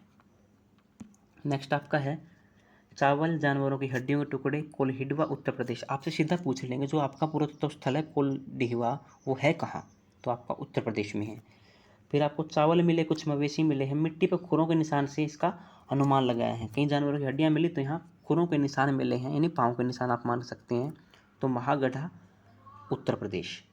गेहूँ और दलहन मिले हैं गुफकराल, यही था वो जो मैं बोल रहा था आपको, और जम्मू कश्मीर। गेहूँ, दलहन, कुत्ते, मवेशी, भैंस, भेड़, बकरी, यानी कि गेहूँ और दलहन की फसल थी, और बाकी मवेशी वगैरह थे कहाँ, ब्रुजहोम में। गेहूँ, हरा चना, यानी आपने इतना रटना नहीं है, लगभग गेहूँ आपको कॉमन मिलेगा, बस आपने देखना है दलहन की फसल ब्रुजहोम में मिल रही है, हरा चना और जौ की फसल बिहार में, तो जौ आपको मिल गई। बाजरे का आपने साक्ष्य याद रखना है, ये इंपॉर्टेंट है, हल्दूर कर्नाटक में, क्योंकि बाजरा आपको बहुत ही कम मिलेगा। जहाँ जहाँ अलग चीज़ दिखाई दे वो रख लो। अब चावल के बारे में तो पहले ही लेसन में हमारी चर्चा हो चुकी, विंध्याचल के क्षेत्र में तो विंध्या का क्षेत्र हम ले सकते हैं, ठीक है। एक आपका जो पैयमपल्ली है आंध्र प्रदेश में, यहाँ से भी आपको काला चना मिला है, ठीक है, आपको पता चला कौन कौन सी फसलें उगाते थे, ठीक है। नेक्स्ट है आपका स्थायी जीवन की ओर, हमें बता दें ना कैसे बसे वो। पुरस्थलों कुछ स्थलों पर आपके क्या मिलेंगे, झोपड़ियाँ मिलेंगे, घरों के निशान मिले हैं, बुर्ज होम, वर्तमान में जम्मू कश्मीर। पहला आपके पास एग्जाम्पल हो गया, पूछ सकते हैं कि जो आपके गर्तवास है, लोग गड्ढे के नीचे घर बना कर रहते थे, वो कहाँ मिले हैं, तो आपने याद रखना है गर्तवास जम्मू कश्मीर में मिले हैं। उतरने के लिए सीढ़ियाँ हैं, ठंड से सुरक्षा देगा। पुरातत्वविद को झोपड़ी के अंदर बाहर दोनों स्थान ही आग जलाने के अवशेष मिले, यानी कि मान लीजिए एक प्लेस है, यहाँ उतर के वो रह रहे हैं, यहाँ भी आग जलाने के साक्ष्य है, और यहाँ भी, सर्दियों में हो सकता है, गर्मियों में, मौसम के अनुसार। ये देखो ये लिखा भी है। बहुत सारी जगहों से औजार मिले हैं, पूरा पाषाण युगीन उपकरणों से भिन्न है। अब देखो, आपके जो पुराने औजार थे वो अनगढ़ पत्थर थे, आपको मैंने दिखाया, और यहाँ जो नवपाषाण युग के माना गया है नए औजार, इनमें कुछ खास बात है, ये ऐसे कुछ हैं, मान लीजिए यहाँ पर वो पॉलिश की गई है ताकि ये तिखे हो जाएं, ठीक है। जिनकी धार को पैना किया गया है, पॉलिश चढ़ाई गई है, यानी कि नव किस, आपसे पूछेंगे किस काल का जो आपका पाषाण था, सॉरी, जो कौन सा पाषाण काल का भाग है जिसमें आपको औजार मिले हैं जिन पे पॉलिश चढ़ाई गई है या फिर वो पहनने हैं, वो कहाँ हैं, तो आपके नवपाषाण काल में। ओखली और मूसल का प्रयोग अभी अनाज के लिए है, ये कब होगा, जब आपके लिए आप अनाज उगाना शुरू कर दोगे, तो ये भी नवपाषाण काल में। आज हज़ारों सालों बाद भी हमारे साथ पास ये अनाज पीसने के लिए प्रयोग में है, तो हम क्या कर रहे हैं, वहाँ से हमारी चीज़ें मिली थी, हमें आज भी कंटिन्यू कर रहे हैं। कुछ औजारों की हड्डियाँ भी मिली हैं, हम बनाई सकती हैं। देखो ये रहा पेन्ना, इनका औजारों का नक्शा देखिए आप, यहाँ से कितने पेन्ने हैं, तिखे हैं, नवपाषाण युग के कुछ औजार है, ये ऊपर पुलिस चढ़ाई गई है, ये देखिए आप, ठीक है। आई थिंक आपको समझ में आ गया। नवपाषाण युग से मिट्टी के बर्तन भी मिले हैं। कभी कभी इन पर अलंकरण है, यानी सजावट, उस सजावट, मान लीजिए आपके मटका है, ठीक है, और इस मटके पे इन्होंने क्या कुछ सजावट की है, बेल, ठीक है, या फिर कुछ आपने मान लो कुछ ऐसा निशान बनाया, तो इससे क्या पता चलता है कि उस समय लोगों की चित्रकारी में रुचि थी, चित्र कैसे कैसे बनाते थे। अगर किसी पेड़ की पत्तियों चित्र है तो उनको, उस पत्ती को आप ढूंढने की कोशिश करोगे, उस समय एनवायरनमेंट में कौन कौन से पेड़ पौधे, उसका भी पता चल जाएगा आपको। बर्तनों का उपयोग कुछ न कुछ सामान रखने के लिए। धीरे धीरे लोग बर्तनों का खाना बनाने में प्रयोग करने लगे होंगे। चावल, गेहूँ, दलहन जैसे जब आहार महत्वपूर्ण हिस्सा बन गए हमारे खाने के, साथ साथ जब लोग कपड़ा भी बुनने लगे, इसके लिए कपास के पौधे आवश्यक थे। यानी अब देखो, बर्तन का प्रयोग भी बता दिया और साथ में कपास के बारे में थोड़ा जिक्र करके आपको छोड़ दिया।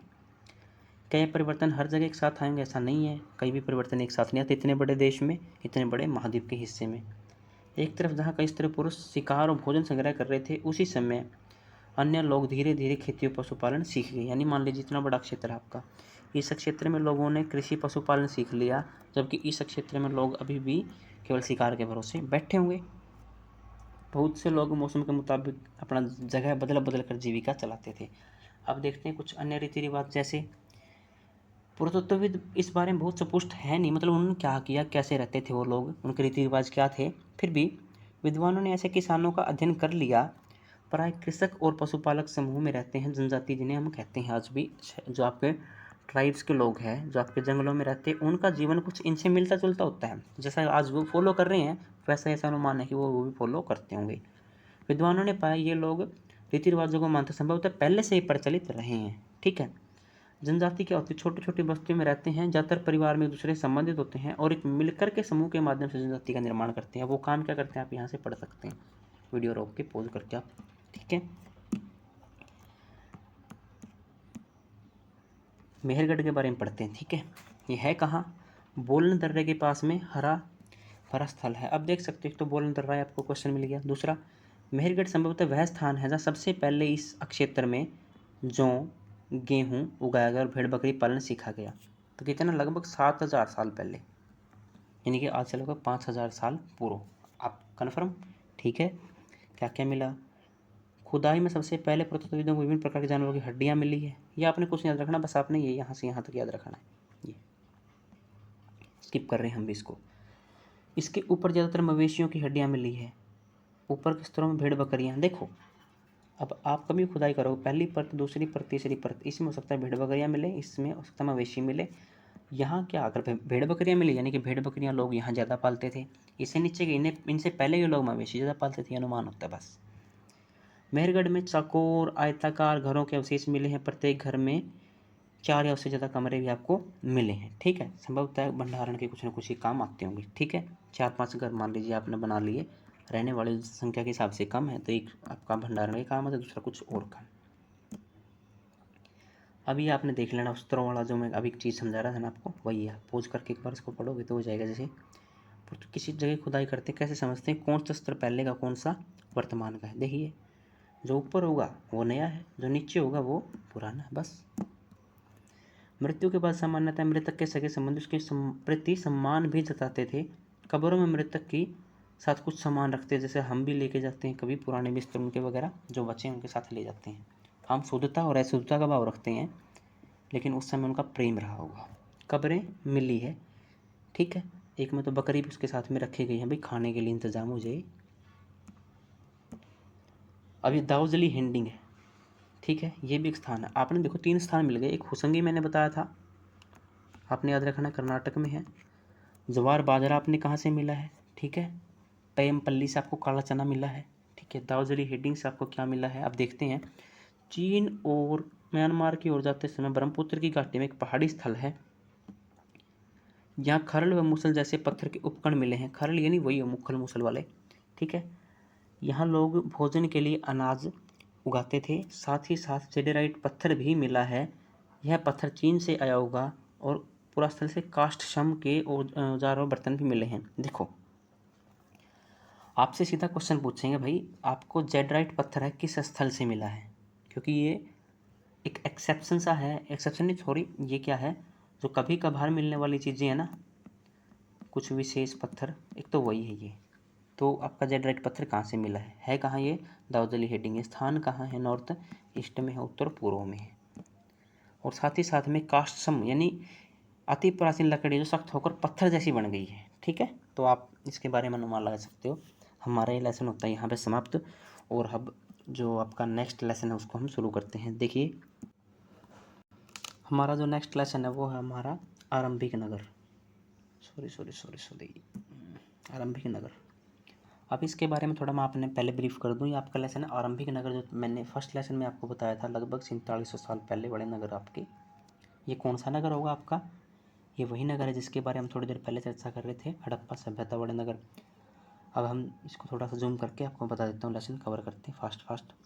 ये 4th लेसन हमारा, थोड़ा सा हम इसको आखिरी लेसन मान के चलेंगे आज का, क्योंकि ज़्यादा वीडियो लंबी हो जाएगी। अब देखते हैं इसमें है क्या ऐसा।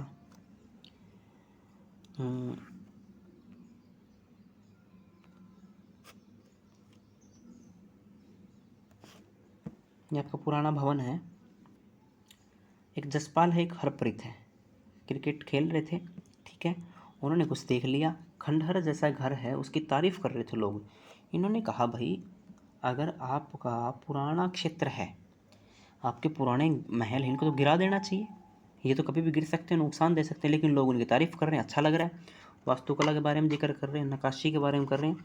अब देखते हैं है क्या, इनको लगाव क्यों है, ये पूछेंगे उन लोगों से। इतिहास को समझने के लिए बच्चों को बताई गई चीज़ें हैं, हम स्किप भी कर सकते थे इसको। देखिए आप, जैसे हड़प्पा की कहानी, लगभग 150 साल पहले जब पहली बार पंजाब में रेलवे लाइन बिछाई गई, तो इस काम में जुटे इंजीनियर को अचानक पूरा जो आपका हड़प्पा पूरा स्थल वो मिला, आधुनिक पाकिस्तान में है। एक खंडहर मिला, अच्छी ईंटें मिली, सोच कर कि वे अच्छी ईंटें हैं, उखाड़ के ईंटें यहाँ से ले गई और रेल लाइनें बिछाई गई। कई इमारतें पूरी तरह नष्ट कर दी गई, यानी उनको पता ही नहीं था भाई इसका इतिहास में क्या महत्व है, ठीक है। फिर बाद में उसके लगभग 80 साल बाद, ठीक है, यानी 150 से 80 आगे, यानी कि लगभग 70। अब देखते हैं 150 साल पहले और आज से 80 साल पहले। आज से 80 साल पहले यानी कि लगभग आप चले पहुँचोगे कि 100 ही मान लो, क्योंकि 20, ये 2000 के आसपास की बात है, तो उससे बाद में जाओगे तो आप 20 और ऐड कर लीजिए। 1920-21 के आसपास की बात है जब आपका हड़प्पा स्थल की खोज होगी, ठीक है। यह खंडहर उपमहाद्वीप के सबसे पुराने शहरों में से एक है।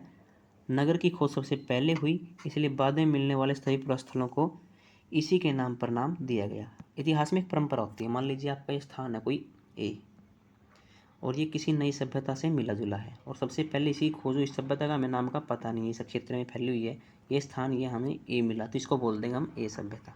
तो ठीक वैसे हड़प्पा सबसे पहला स्थान था, तो इसको बोल लेंगे हड़प्पा सभ्यता। पुराना कितना है, लगभग 4700 साल पहले, यानी कि आज कितना 4700 माइनस करेंगे 2000, यानी कि आपका टाइम पीरियड निकल के आएगा 2700 BC के आसपास, ठीक है।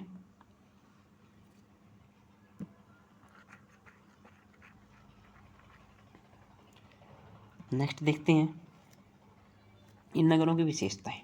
देखो भाई, इन नगरों की विशेषता क्या थी। सबसे पहला, 2 या उससे ज़्यादा हिस्सों में बटा होगा यह नगर। पहली चीज़, पश्चिमी भाग छोटा होगा, ऊंचाई पे होगा, ठीक है। यानी पश्चिमी भाग आपका, एक ये पूर्वी भाग आपने मान लिया, पश्चिमी भाग कैसा है, छोटा है लेकिन कहाँ है, ऊंचाई पे है। पूर्वी भाग बड़ा है लेकिन कहाँ है, नीचाई पे है। बस जो ऊंचा भाग है उसको क्या कहेंगे, नगर दुर्ग। ये डायरेक्ट पूछ लेंगे, ऊंचाई वाले भाग को हड़प्पा सभ्यता में क्या कहा जाता था, और नीचे वाले को निचला नगर कहा जाता था, ठीक है। दोनों हिस्से की 4 दीवारियाँ पक्की ईंटों की है, यानी कि इनके चारों तरफ क्या की गई है, बाउंड्री निकाली गई है। ये कैसी है, पक्की ईंटों की, यानी कि हड़प्पा सभ्यता में ईंटें कैसी थी, पक्की थी। अब पक्की है तो नॉर्मल सी बात है, कच्ची भी होंगी, कुछ लोग ऐसे होंगे जो पक्की ईंटें फोड़ नहीं कर सकते, ठीक है।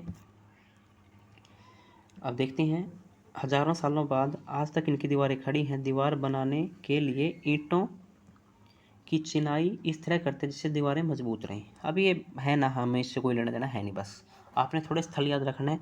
एक राखी गढ़ी आपने ज़रूर याद रखना है।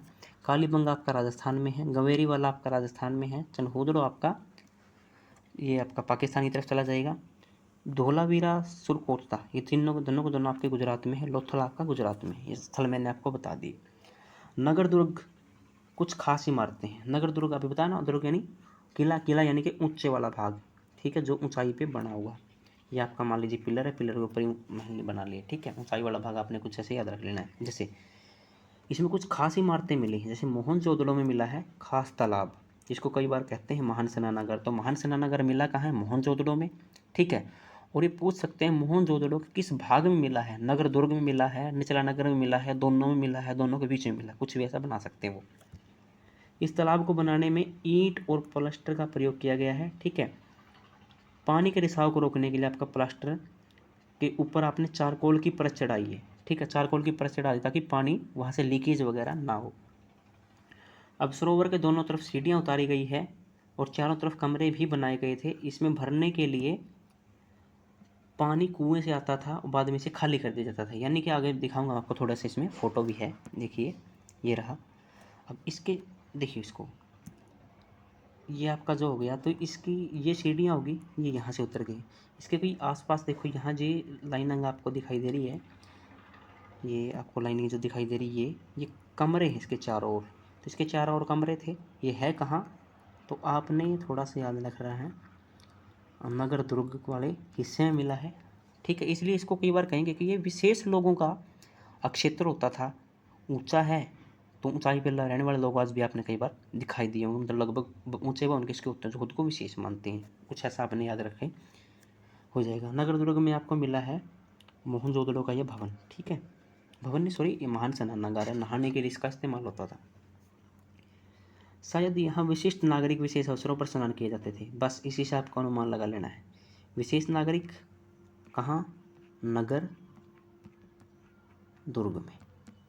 ठीक है, कालीबंगा और लोथल जैसे अन्य नगरों में अग्निकुंड मिले हैं जहाँ संभवतः यज्ञ किए जाते होंगे। हड़प्पा मोहनजोदड़ो लोथल से भी बड़े बड़े ग्रह मिले हैं। बस आपने याद रखना है अग्निकुंड कहाँ कहाँ से मिले हैं, आपको डायरेक्ट ऑप्शन में मिलेगा। लोथल नहीं होगा, उसमें मान लो कालीबंगा दे देंगे, वो राखी गढ़ी या कोई और दे देंगे, तो आपने यहाँ से क्वेश्चन आपका मिल जाएगा भाई, कालीबंगा और लोथल से क्या क्या मिला है, अग्निकुंड मिला, कुछ भी, या फिर अग्निकुंड कहाँ से मिला है। यज्ञ किए जाते हैं संभवतः, लगाया ना इन्होंने, मतलब अनुमान है, पता नहीं है। हड़प्पा मोहनजोदड़ो लोथल जैसे कुछ नगरों में बड़े बड़े भंडार गृह मिले हैं। अब आपसे पूछ सकते हैं भंडार गृह कहाँ मिले हैं, हो सकता है हड़प्पा ऑप्शन में ना हो, लोथल ना हो, मोहनजोदड़ो देकर के साथ में राखी गढ़ी, आप कन्फ्यूज हो जाओगे, उसका आपका क्वेश्चन गलत हो जाएगा। तीन आपने याद रखना है, यानी कि भंडार गृह मिला कहाँ से है, लोथल से, हड़प्पा से और मोहनजोदड़ो से, और आपका लोथल से और आपका कालीबंगन से, कालीबंगन और लोथल दोनों से क्या मिला आपका, अग्निकुंड। नगर दुर्ग के बारे में बताते हैं। भवन, नाले और सड़कें। आमतौर पर क्या होगा, इन नगरों में आमतौर पर घर कैसे होंगे, एक मंजिल भी होंगे, दो मंजिल भी। अब पूछ लेंगे भाई 2 मंजिला भवन थे या नहीं थे, तो थे। लाइनिंग दे देंगे स्टेटमेंट में, जैसे आपने अभी सीईटी के पेपर में देखा होगा, या आपके एनडीए वाले पेपर में, या आपके सीडीएस वाले पेपर में स्टेटमेंट में देते हैं वो लाइन, भाई 2 मंजिला भवन थे अपने, क्या बोलते हैं इसमें, हड़प्पा सभ्यता के दौरान। आपको 2 मंजिला भवन दिखाई देते हैं, स्टेटमेंट ठीक हो जाएगी। ठीक है ना। या फिर आपको देखेंगे भाई, जो आपका ये आपका तालाब है महान स्नानागार, ये निचले नगर में मिला है। एक स्टेटमेंट देखो, अभी मैं क्वेश्चन आपको एक थोड़ा सा ब्रीफ करके दिखाता हूँ। आपको एक स्टेटमेंट दे दी, दूसरी दे दी। दूसरी में दिया मोहनजोदड़ो या फिर हड़प्पा सभ्यता में आपको 2 मंजिला भवन मिले हैं, 2 मंजिला भवन हैं। ठीक है, मिले हैं है। और फर्स्ट स्टेटमेंट आप उन्होंने दे दी, जो महान स्नानागार है वो आपका निचला नगर में है, निचला नगर में है। जो आपके मैंने 3 लेसन करवाए इतने इंपॉर्टेंट नहीं है, फिर भी आप याद रखो तो 8-10 इन्फॉर्मेशन उसमें मैंने बताई वो हो जाएंगी। अब देखो वो दे देंगे ऑप्शन ए 1 व 2 दोनों ठीक है, ऑप्शन बी केवल 2 ठीक है, ऑप्शन सी केवल 1 ठीक है। आपने देखना है भाई निचला नगर में तो है ही नहीं, आपने बताया ना नगर दुर्ग में है, तो फर्स्ट स्टेटमेंट आपकी रॉन्ग होगी। 2 मंजिला भवन मिले तो आपका हो गया आंसर, आपका कोई आपको जो जहाँ 2 होगा तो मिल जाएगा। ऐसे थोड़ा सा आपने ध्यान रखना है। ठीक है, अंडरस्टैंडिंग बनाने के लिए। घर के आंगन के चारों ओर कमरे मिले हैं। अधिकांश घरों में एक अलग स्नानागार होता था, कुछ घरों में कुएं मिले, लगभग घरों में कुएं मिले हैं, और उसी कुएं से पानी आपके उसमें महान स्नानागार में भी जाता था।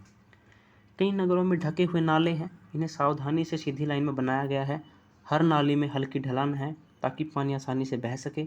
अब ये इम्पोर्टेंट होगा, जो रिटन एग्जामिनेशन देते हैं या फिर जिनका एग्ज़ाम करंट ओरिएंटेड रहता है, यानी कि बड़ा एग्ज़ाम है कोई और उसमें करंट अफेयर के माध्यम से आपका स्टैटिक पोर्शन मिक्स करके दिया जाए, ये दिया जाएगा। क्योंकि भारत का एक बड़ा भाग जो ऊपर नॉर्थ इंडिया का बड़ा भाग आपका बाढ़ से पीड़ित है।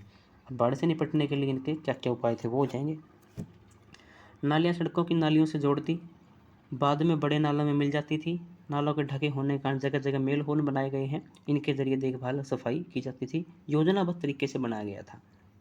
सबसे पहले योजनाबद्ध शहर कौन सा आपको दे सकते हैं, उसमें ऑप्शन में आपको मिल जाएगा। नगरीय जीवन था, ठीक है, क्योंकि शहर है, इतनी योजना इतनी प्लानिंग है तो नगर ही होंगे, ठीक है।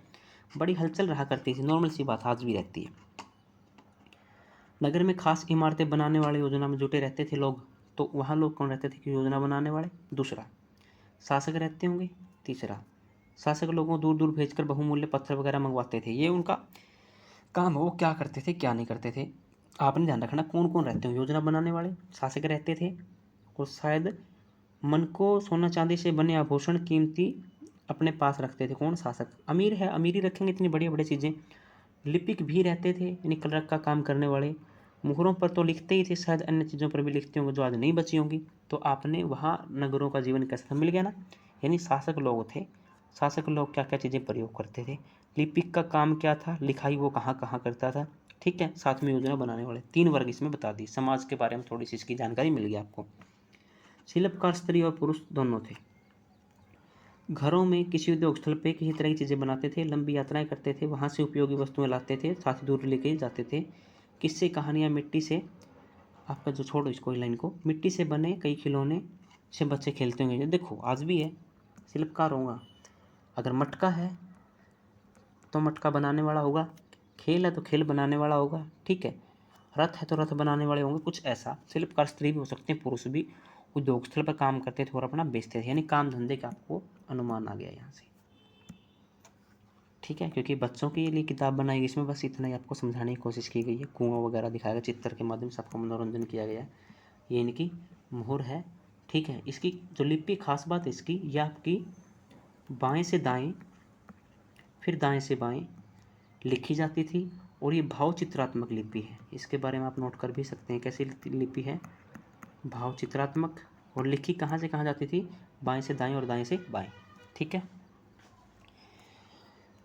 नेक्स्ट आपका ये इसमें दिया गया है, मोहर के ऊपर एक खास लिपि है। उपमहाद्वीप में लिए गए लेखन प्राचीनतम उदाहरण है, लेकिन पढ़े आज तक ये नहीं गई है, ठीक है। नगर और शिल्प देखते हैं, क्या था भाई उनका नया शिल्प। अध्ययन करें तो हड़प्पा के नगरों से प्राप्त हुई वस्तुएं हैं, उनसे चीज़ें मिलती है। जैसे शंख से मिली चीज़ें मिली, तांबा, कांसा, सोना, चांदी, धातुओं से बनी वस्तुएं आपको मिली हैं। एक इस साइड में आपको छोटा सा कॉर्नर पर पत्थर भी दिखाई दे रहा होगा, ठीक है, आपको मिल रहा होगा पत्थर। यानी कि इन सब चीज़ें मिलती थी। लेकिन आपने एक चीज़ इसमें दिखाई दे रही है, इसमें कहीं भी आपको लोहा नहीं दिखाई दे रहा। तो आपने ध्यान रखना, हड़प्पा सभ्यता में लोहे का प्रयोग नहीं था। तांबा और कांसा औजार, हथियार, गहने, बर्तन बनाने में, और सोना और चांदी गहने और बर्तन बनाने में। अब देखो, ये एक अनुमान है या मिले भी है, ऐसा भी है। तांबे से औजार बन सकते हैं, हाँ। गहने, हाँ। बर्तन, हाँ। और हथियार वगैरह बन सकते हैं। लेकिन सोने व चांदी से आप औजार व हथियार नहीं बना सकते। अब आपने पता चला थोड़ा बनवा लिया, सोने का लोग उठा के लेके चले गए, उस समय भी कीमत तो इतनी ही रही होगी। दूसरा आपने बताऊं, जो आपका कांसा है, इसमें टीन भी मिलाया जाता था, और टीन के साथ आपको मिलाना पड़ेगा तांबा। तो इससे आपने एक चीज़ पता चल जाएगी भाई, जो वो तांबा यूज कर रहे थे, कॉपर यूज कर रहे थे, वो कॉपर कहाँ से मंगवाते थे, टीन कहाँ से मंगवाते थे, कांसा का वो प्रयोग जानते थे। यानी कि उनको धातु मिश्रण की कला भी आती थी। यहाँ मिली सबसे आकर्षक वस्तुओं में मनके हैं, बाट हैं और फलक है। तो मनके, बाट, फलक हो गए हमारे। नेक्स्ट स्टेप का ये देखो, दाढ़ी रखने का स्टाइल था उनका, ठीक है। चित्र की बनावट देखो कितनी बढ़िया है, और आपको 3 पत्तियाँ डिजाइन आपको दिखाई देगा इसकी शॉल पे। कपड़ा पहन रखा, यानी कपड़ा भी लोग बनाते थे, ठीक है, नॉर्मल अनुमान है। तो हड़प्पा सभ्यता के लोग पत्थर की मोहरें बनाते थे। आयताकार मोहरों पर सामान्यतः जानवरों के चित्र मिलते हैं, ठीक है। किसके चित्र मिलते हैं, जानवरों के, यानी जानवर प्रेमी होंगे लोग। खूबसूरत लाल मिट्टी के बर्तन भी मिले हैं, काले रंग से डिजाइन किए हुए, ठीक है। आप पूछ सकते हैं आपसे, वो हड़प्पा सभ्यता के लोग किस प्रकार के मिट्टी के बर्तन का प्रयोग करते थे। आपको दे देंगे PGW, NPBW, ठीक है, या फिर आपको दे देंगे ब्लैक एंड रेड BRW। जैसे काले रंग के लाल मिट्टी के बर्तन। तो आपने ये भी याद रखना है, ठीक है। ये फैक्चुअल इन्फॉर्मेशन है थोड़ी सी। 7000 साल पहले मेरगढ़ में कपास की खेती होती थी। मोहनजोदड़ो से कपड़ों के टुकड़े पर जो देखो टुकड़े अवशेष चांदी का जो फूलदान है, अब ये मान लीजिए आपका ये एक फूलदान से फूल फाल रखे हैं, यहाँ पर कपड़े का टुकड़ा चिपका मिला है। तो नॉर्मल सी बात है, मिल गया भाई कपड़ा। अब ये कपड़ा पहनाया गया, इससे मैंने माना भाई कपड़ा था, तभी तो उन्होंने ऐसा सोचा कपड़ा पहनाए। चिपके हुए मिले हैं, पक्की मिट्टी, फेन से बनी तकलियाँ मिली हैं। अब आपसे पूछेंगे जो तकलियाँ हैं उनका काम क्या है, तो सूत कातने के लगभग ये काम में आती हैं, ठीक है। तकलियाँ मिल गया आपको, सूत कताई का संकेत मिल गया, कपड़े का टुकड़ा मिल रहा है। दोनों क्या प्रूफ कर रहे भाई कपड़ा निर्माण का भी उनके पास काम था। अधिकांश वस्तुओं का निर्माण विशेषज्ञों ने किया होगा। विशेषज्ञ उसे कहते हैं जो किसी खास चीज़ को बनाने का खास प्रशिक्षण लेता है, पत्थर तराशता है, मन के चमकाना, फिर पच्चीकारी करना आदि। अब देखो विशेषज्ञ क्यों, अब ये फोटो देखो, इसको बनाने के लिए इतनी बढ़िया डिजाइनिंग की गई है। कोई विशेष व्यक्ति कर सकता है भाई जिसको सीख रखा है। ये मनके वगैरह, ये माला आप नॉर्मल व्यक्ति नहीं बना सकते। ये पत्थर के टुकड़े इतना बड़े तरीके से जांच किया तो विशेषज्ञ करते होंगे ऐसा काम।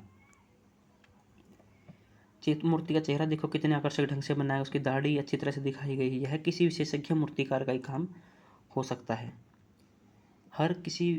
हर कोई व्यक्ति विशेषज्ञ नहीं होता। हमें पता नहीं है क्या सिर्फ पुरुष विशेषज्ञ थे या प्रशिक्षण लेते थे, या फिर केवल महिलाएं, यानी महिला थी या फिर पुरुष थी, शायद दोनों इस काम को करते होंगे। फेंस क्या होता है, देखो पत्थर और शंख प्राकृतिक तौर पर पाए जाते हैं, लेकिन फेंस को क्या है प्राकृतिक रूप से तैयार किया जाता है। ये कई बार क्वेश्चन पूछ सकते हैं आपको, फिर इनमें से कौन सी चीज़ प्राकृतिक रूप से नहीं मिलती, ठीक है।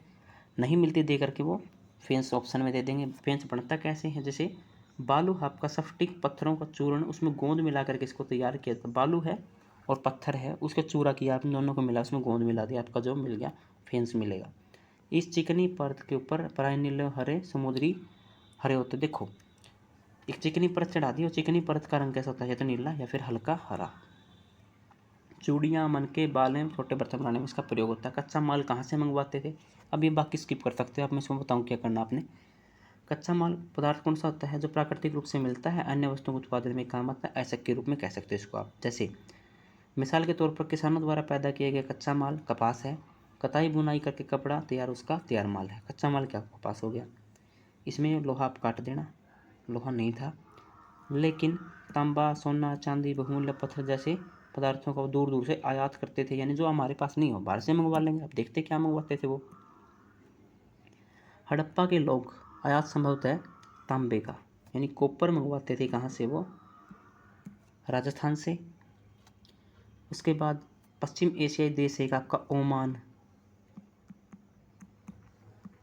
लोकल अगर उपलब्ध नहीं है आपका पंजाब देखिए कहाँ हड़प्पा और उसका आसपास का क्षेत्र, और आपका खेतड़ी के जो तांबे खान है वहाँ से। राजस्थान से मंगवाते थे कॉपर और साथ ही ओमान से। कांसा बनाने के लिए तांबे की जरूरत होती है। टीन कहाँ से मंगवाएंगे, वो अफगानिस्तान से। डायरेक्ट क्वेश्चन मिल जाएगा आपको। सोना कहाँ से मंगवाते थे, कर्नाटक से। बहुमूल्य पत्थर आपका गुजरात और ईरान से। ये मिल गया आपको क्वेश्चन भाई, ठीक है। यानी देखो कॉपर आपका राजस्थान से और ओमान से, टीन आपका अफगान से, सोना आपका कर्नाटक से, बहुमूल्य पत्थर जैसे गुजरात, ईरान, अफगानिस्तान वहाँ से मंगवाते थे। नगरों में रहने वाले लोगों के लिए भोजन आसपास के गांव से आता होगा। गांव में लोग रहते थे, जानवर पालते थे, फसलें उगाते थे। किसान चरवाहे शहरों में रहते होंगे, ठीक है। दस्तकारों को खाने का सामान देते थे। अब फसलें कौन कौन सी थी, ये रही गेहूँ, जौ, दाल, मटर, धान, तिल, सरसों। इतना आराम से मैंने क्यों करवाया ये, क्योंकि आपको डाउट रहेगा चावल पर।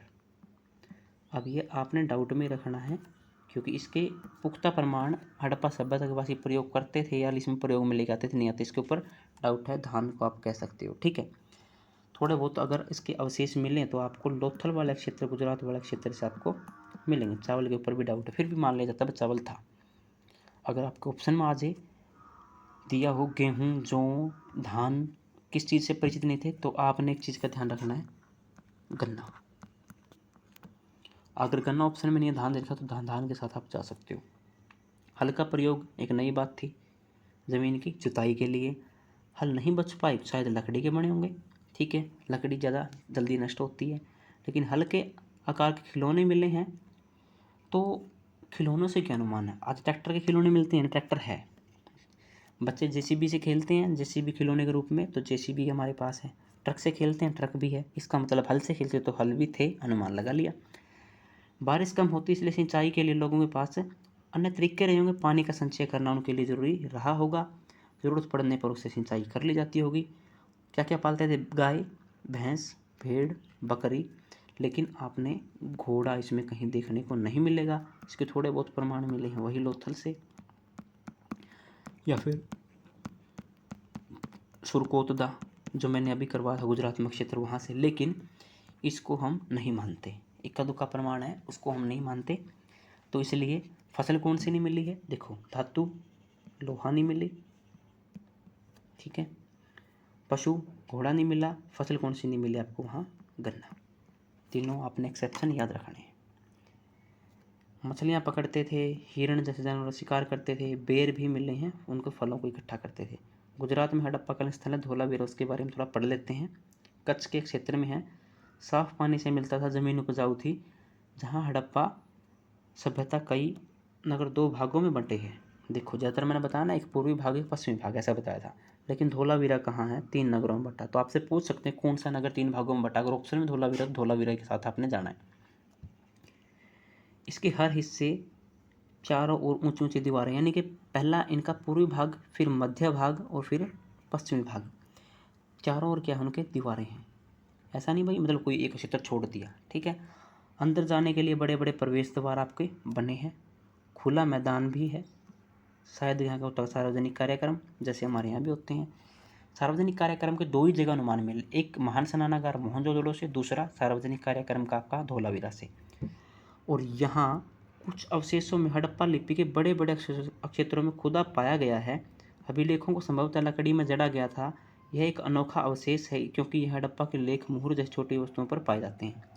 ये अनोखा अवशेष है, तो आपके लिए क्वेश्चन भी इम्पोर्टेंट है ये, क्योंकि ज़्यादातर आपकी मोहर है, उस मोहर के ऊपर आपने कुछ लिखा मिल गया। लेकिन धोलावीरा एकमात्र स्थान पूरी हड़प्पा सभ्यता से जो आपके स्थान मिले हैं उनमें ऐसा स्थान है जहाँ से हड़प्पा लिपि के बड़े बड़े अक्षर मिले हैं साइन बोर्ड में, ठीक है। पत्थरों में खुदा पाया गया है, लकड़ी में जड़ा गया था, ठीक है, और इतना बड़ा अभिलेख मिला है। तो उसको आपने याद रखना भाई, इतना बड़ा अभिलेख कहाँ से मिला है, ठीक है। लोथल एक बंदरगाह नगर था। गुजरात की खंबात की खाड़ी जो साबरमती है उसकी एक उपनदी है भोगवा नदी। आपको मैं लिखवा देता हूँ, भोगवा। तो आपसे पूछ सकते हैं जो आपका लोथल है वो किस नदी के किनारे? वो आपका भोगवा नदी के किनारे क्या है? लोथल है, ठीक है। कच्चा माल आसानी से मिल जाता, पत्थर, शंख, धातुओं की बनाई चीज़ें महत्वपूर्ण केंद्र था। देखो 1 मिनट बैक जाते हैं हम। जो लोथल नगर बसा है, हाँ, कीमती पत्थर जैसा कच्चा माल आसानी से मिल जाता था और पत्थर, शंख, धातुओं से बनाई गई चीज़ों का महत्वपूर्ण केंद्र था। इन लोथल देखो, एक तो बंदरगाह नगर है, साथ ही साथ हमें ये कैसा है? उद्योग नगर है, क्या उद्योग केंद्र है? किस चीज़ का? पत्थर, शंख और धातुओं की वस्तुओं का। और यहाँ एक भंडार गृह भी मिला जो पीछे हम जिक्र कर चुके हैं, लोथल से, ठीक है, मोहनजोदड़ो से और हड़प्पा से भंडार गृह मिले हैं। भंडार गृह से कई मुहरें और मुद्रांकन, मुहरबंदी मिली है, यानी कि गिल्ली मिट्टी है, गिल्ली मिट्टी के ऊपर आपने किसी चीज़ की छाप दे दी, छाप रह गई, ये आपने मुहर हटा ली उसके ऊपर से और उसके ऊपर छाप रह गई, उसको बोलते हैं मुद्रांकन। यहाँ पर एक इमारत मिली जहाँ संभवतः मनके बनाने का काम होता था, क्योंकि वहाँ पर पत्थर के टुकड़े मिले हैं, अधबने मनके मिले हैं। आधी बनी चीज़ें कहाँ मिलेगी? जहाँ बनाई जाती होंगी। मनके बनाने वाले उपकरण, तैयार मनके भी यहाँ मिले हैं। यानी देखो, कच्चा माल पत्थर आपको मिल गया एक, दूसरा अधबने मनके मिल गए, तीसरा मनके बनाने का उपकरण मिल गए, चौथा आपको वहाँ पूरे मनके मिल गए। इससे क्या पता चलता है भाई? यहाँ मनके बनाए जाते होंगे। मुद्रा, मुद्रांकन, मोहरबंदी आप देख सकते हो। इसका फ़ायदा क्या है भाई मोहरबंदी का? देखो, मोहरबंदी का नॉर्मल सा फ़ायदा ये है, अगर आपने मान लीजिए ये कुछ बर्तन लिया, बर्तन को आपने लॉक कर दिया, इसके ऊपर आजकल आपने क्या किया? ताला लगाया, ताला टूटा है, इसके अंदर चोरी हुई है, कुछ निकाला गया, देखा गया होगा, नहीं तो नहीं देखा गया। ठीक वैसे मोहर है। अब ये आपका गिल्ली गारा की, इसके ऊपर आपने गिल्ली मिट्टी की, उसके ऊपर कुछ निशान दिया, लगा दिया। अगर तो ये निशान मान लीजिए ऐसा था, मैंने ऐसा निशान लगाया है, ऐसा, ठीक है। अगर ये निशान थोड़ा सा भी कहीं से भी बीच में से टूटा हो, यहाँ से मान लो, अब मैंने जो निशान मिला आगे से आया पाछे, ठीक है, आगे से आए, आने के बाद हमें कुछ जब सामान कहीं शिफ्ट हो गया, कहीं मिल गया, तो वहाँ देखा भाई इसके अंदर तो निशान है, यहाँ यहाँ से टूटा हुआ है, टूटा यानी कि गिल्ली मिट्टी थी तब, सूखने के बाद उसको उखाड़ने की कोशिश की गई, उस बीच में आपको जो मोहरबंदी का निशान था वो टूट गया, इससे पता चलेगा अब इसमें छेड़खानी हुई है। देखो सामान के साथ छेड़खानी या छेड़छाड़ हुआ या नहीं हुआ, ठीक है। इतनी बड़ी सभ्यता का अंत कैसे हुआ? 39 साल पहले कुछ बदलाव देखने को मिला, जैसे नगरों को छोड़ दिया लोगों ने, लेखन कला समाप्त हो गई, मोहर समाप्त हो गई, बाटों का प्रयोग बंद हो गया, कच्चा माल तो दूर दूर से मंगवाया जाता था, अफगान से टीन, ठीक है, जैसे ईरान से आपका सोना वगैरह वो बंद हो गया, मोहर सड़कों पर कचरे के ढेर दिखाई देने लगे, जल निकासी की जो प्रणाली इतनी बढ़िया थी वो नष्ट हो गई, सड़कों पर जोगीनुमा घर बनाए जाने लगे। अब ये पता नहीं हुआ क्यों, कुछ कहते हैं नदियाँ सूख गई, कुछ कहते हैं जंगलों का विनाश हो गया, इस कारण ईंटें पकाने की ईंधन की जरूरत नहीं, ईंटें बनाने के लिए छोड़ी जो आपको ईंटें हैं वो पकानी है तो आपको क्या चाहिए, अगर आपने ईंटें पकानी है तो आपके पास क्या होना चाहिए, अभी मैंने बताया था आपको, ईंधन होना चाहिए, ठीक है। अगर ईंधन मिलना बंद तो धीरे धीरे आपका वो भी विनाश हो जाएगा, आपकी जल प्रणाली वगैरह, आपके पास जो पैसा है मेंटेन करने का वो नहीं रहेगा, तो आपने स्किप करना पड़ेगा, आपने छोड़ना पड़ेगा इन सब चीज़ों को। जैसे कुछ कहते हैं नक्षत्र में बाढ़ आ गई भाई, बाढ़ से नष्ट हुए हैं, कुछ कहते हैं चरागाह नष्ट हो गए लगातार जानवरों के चराने से, ठीक है। पहला कारण वो क्या कह रहे हैं, जंगल नष्ट होना, दूसरा कह रहे हैं बाढ़ आना, तीसरा कह रहे हैं चरागाहों का नष्ट होना। लेकिन कुछ भी हो, सभी नगरों का अंत कैसे हो गया, इन कारणों से स्पष्ट नहीं हो पाता। बाढ़ नदियों के सूखने का असर एक जगह हो सकता है, नदियाँ सूख सकती है ऐसा लगता है, फिर भी कुछ सोचते हैं शासकों का नियंत्रण समाप्त हो गया। और जब देखो आज भी देखा आपने, जिस शहर में पुलिस की व्यवस्था ठीक ठाक नहीं है तो वहाँ चोर उचक्के बढ़ जाते हैं, अव्यवस्था फैल जाती है। तो ठीक वैसे ही जब शासक रहे होंगे, शासक थे नहीं थे इसके ऊपर भी डाउट है, फिर भी कोई ना कोई ऐसा शासकीय नियंत्रण हो जिसके कारण वो लोग एक होकर रह रहे थे। जब वो टूट गया तो धीरे धीरे आपकी जो व्यवस्था है वो टूटती चली जाएगी, आपके शहर समाप्त होते चले जाएंगे। जो भी वो परिवर्तन का असर बिल्कुल साफ है। आधुनिक पाकिस्तान के सिंध और पंजाब के जो बस्तियाँ इतनी पुरानी थी, इतनी बढ़िया आपकी बस्तियाँ थी, वो आपकी उजड़ चली।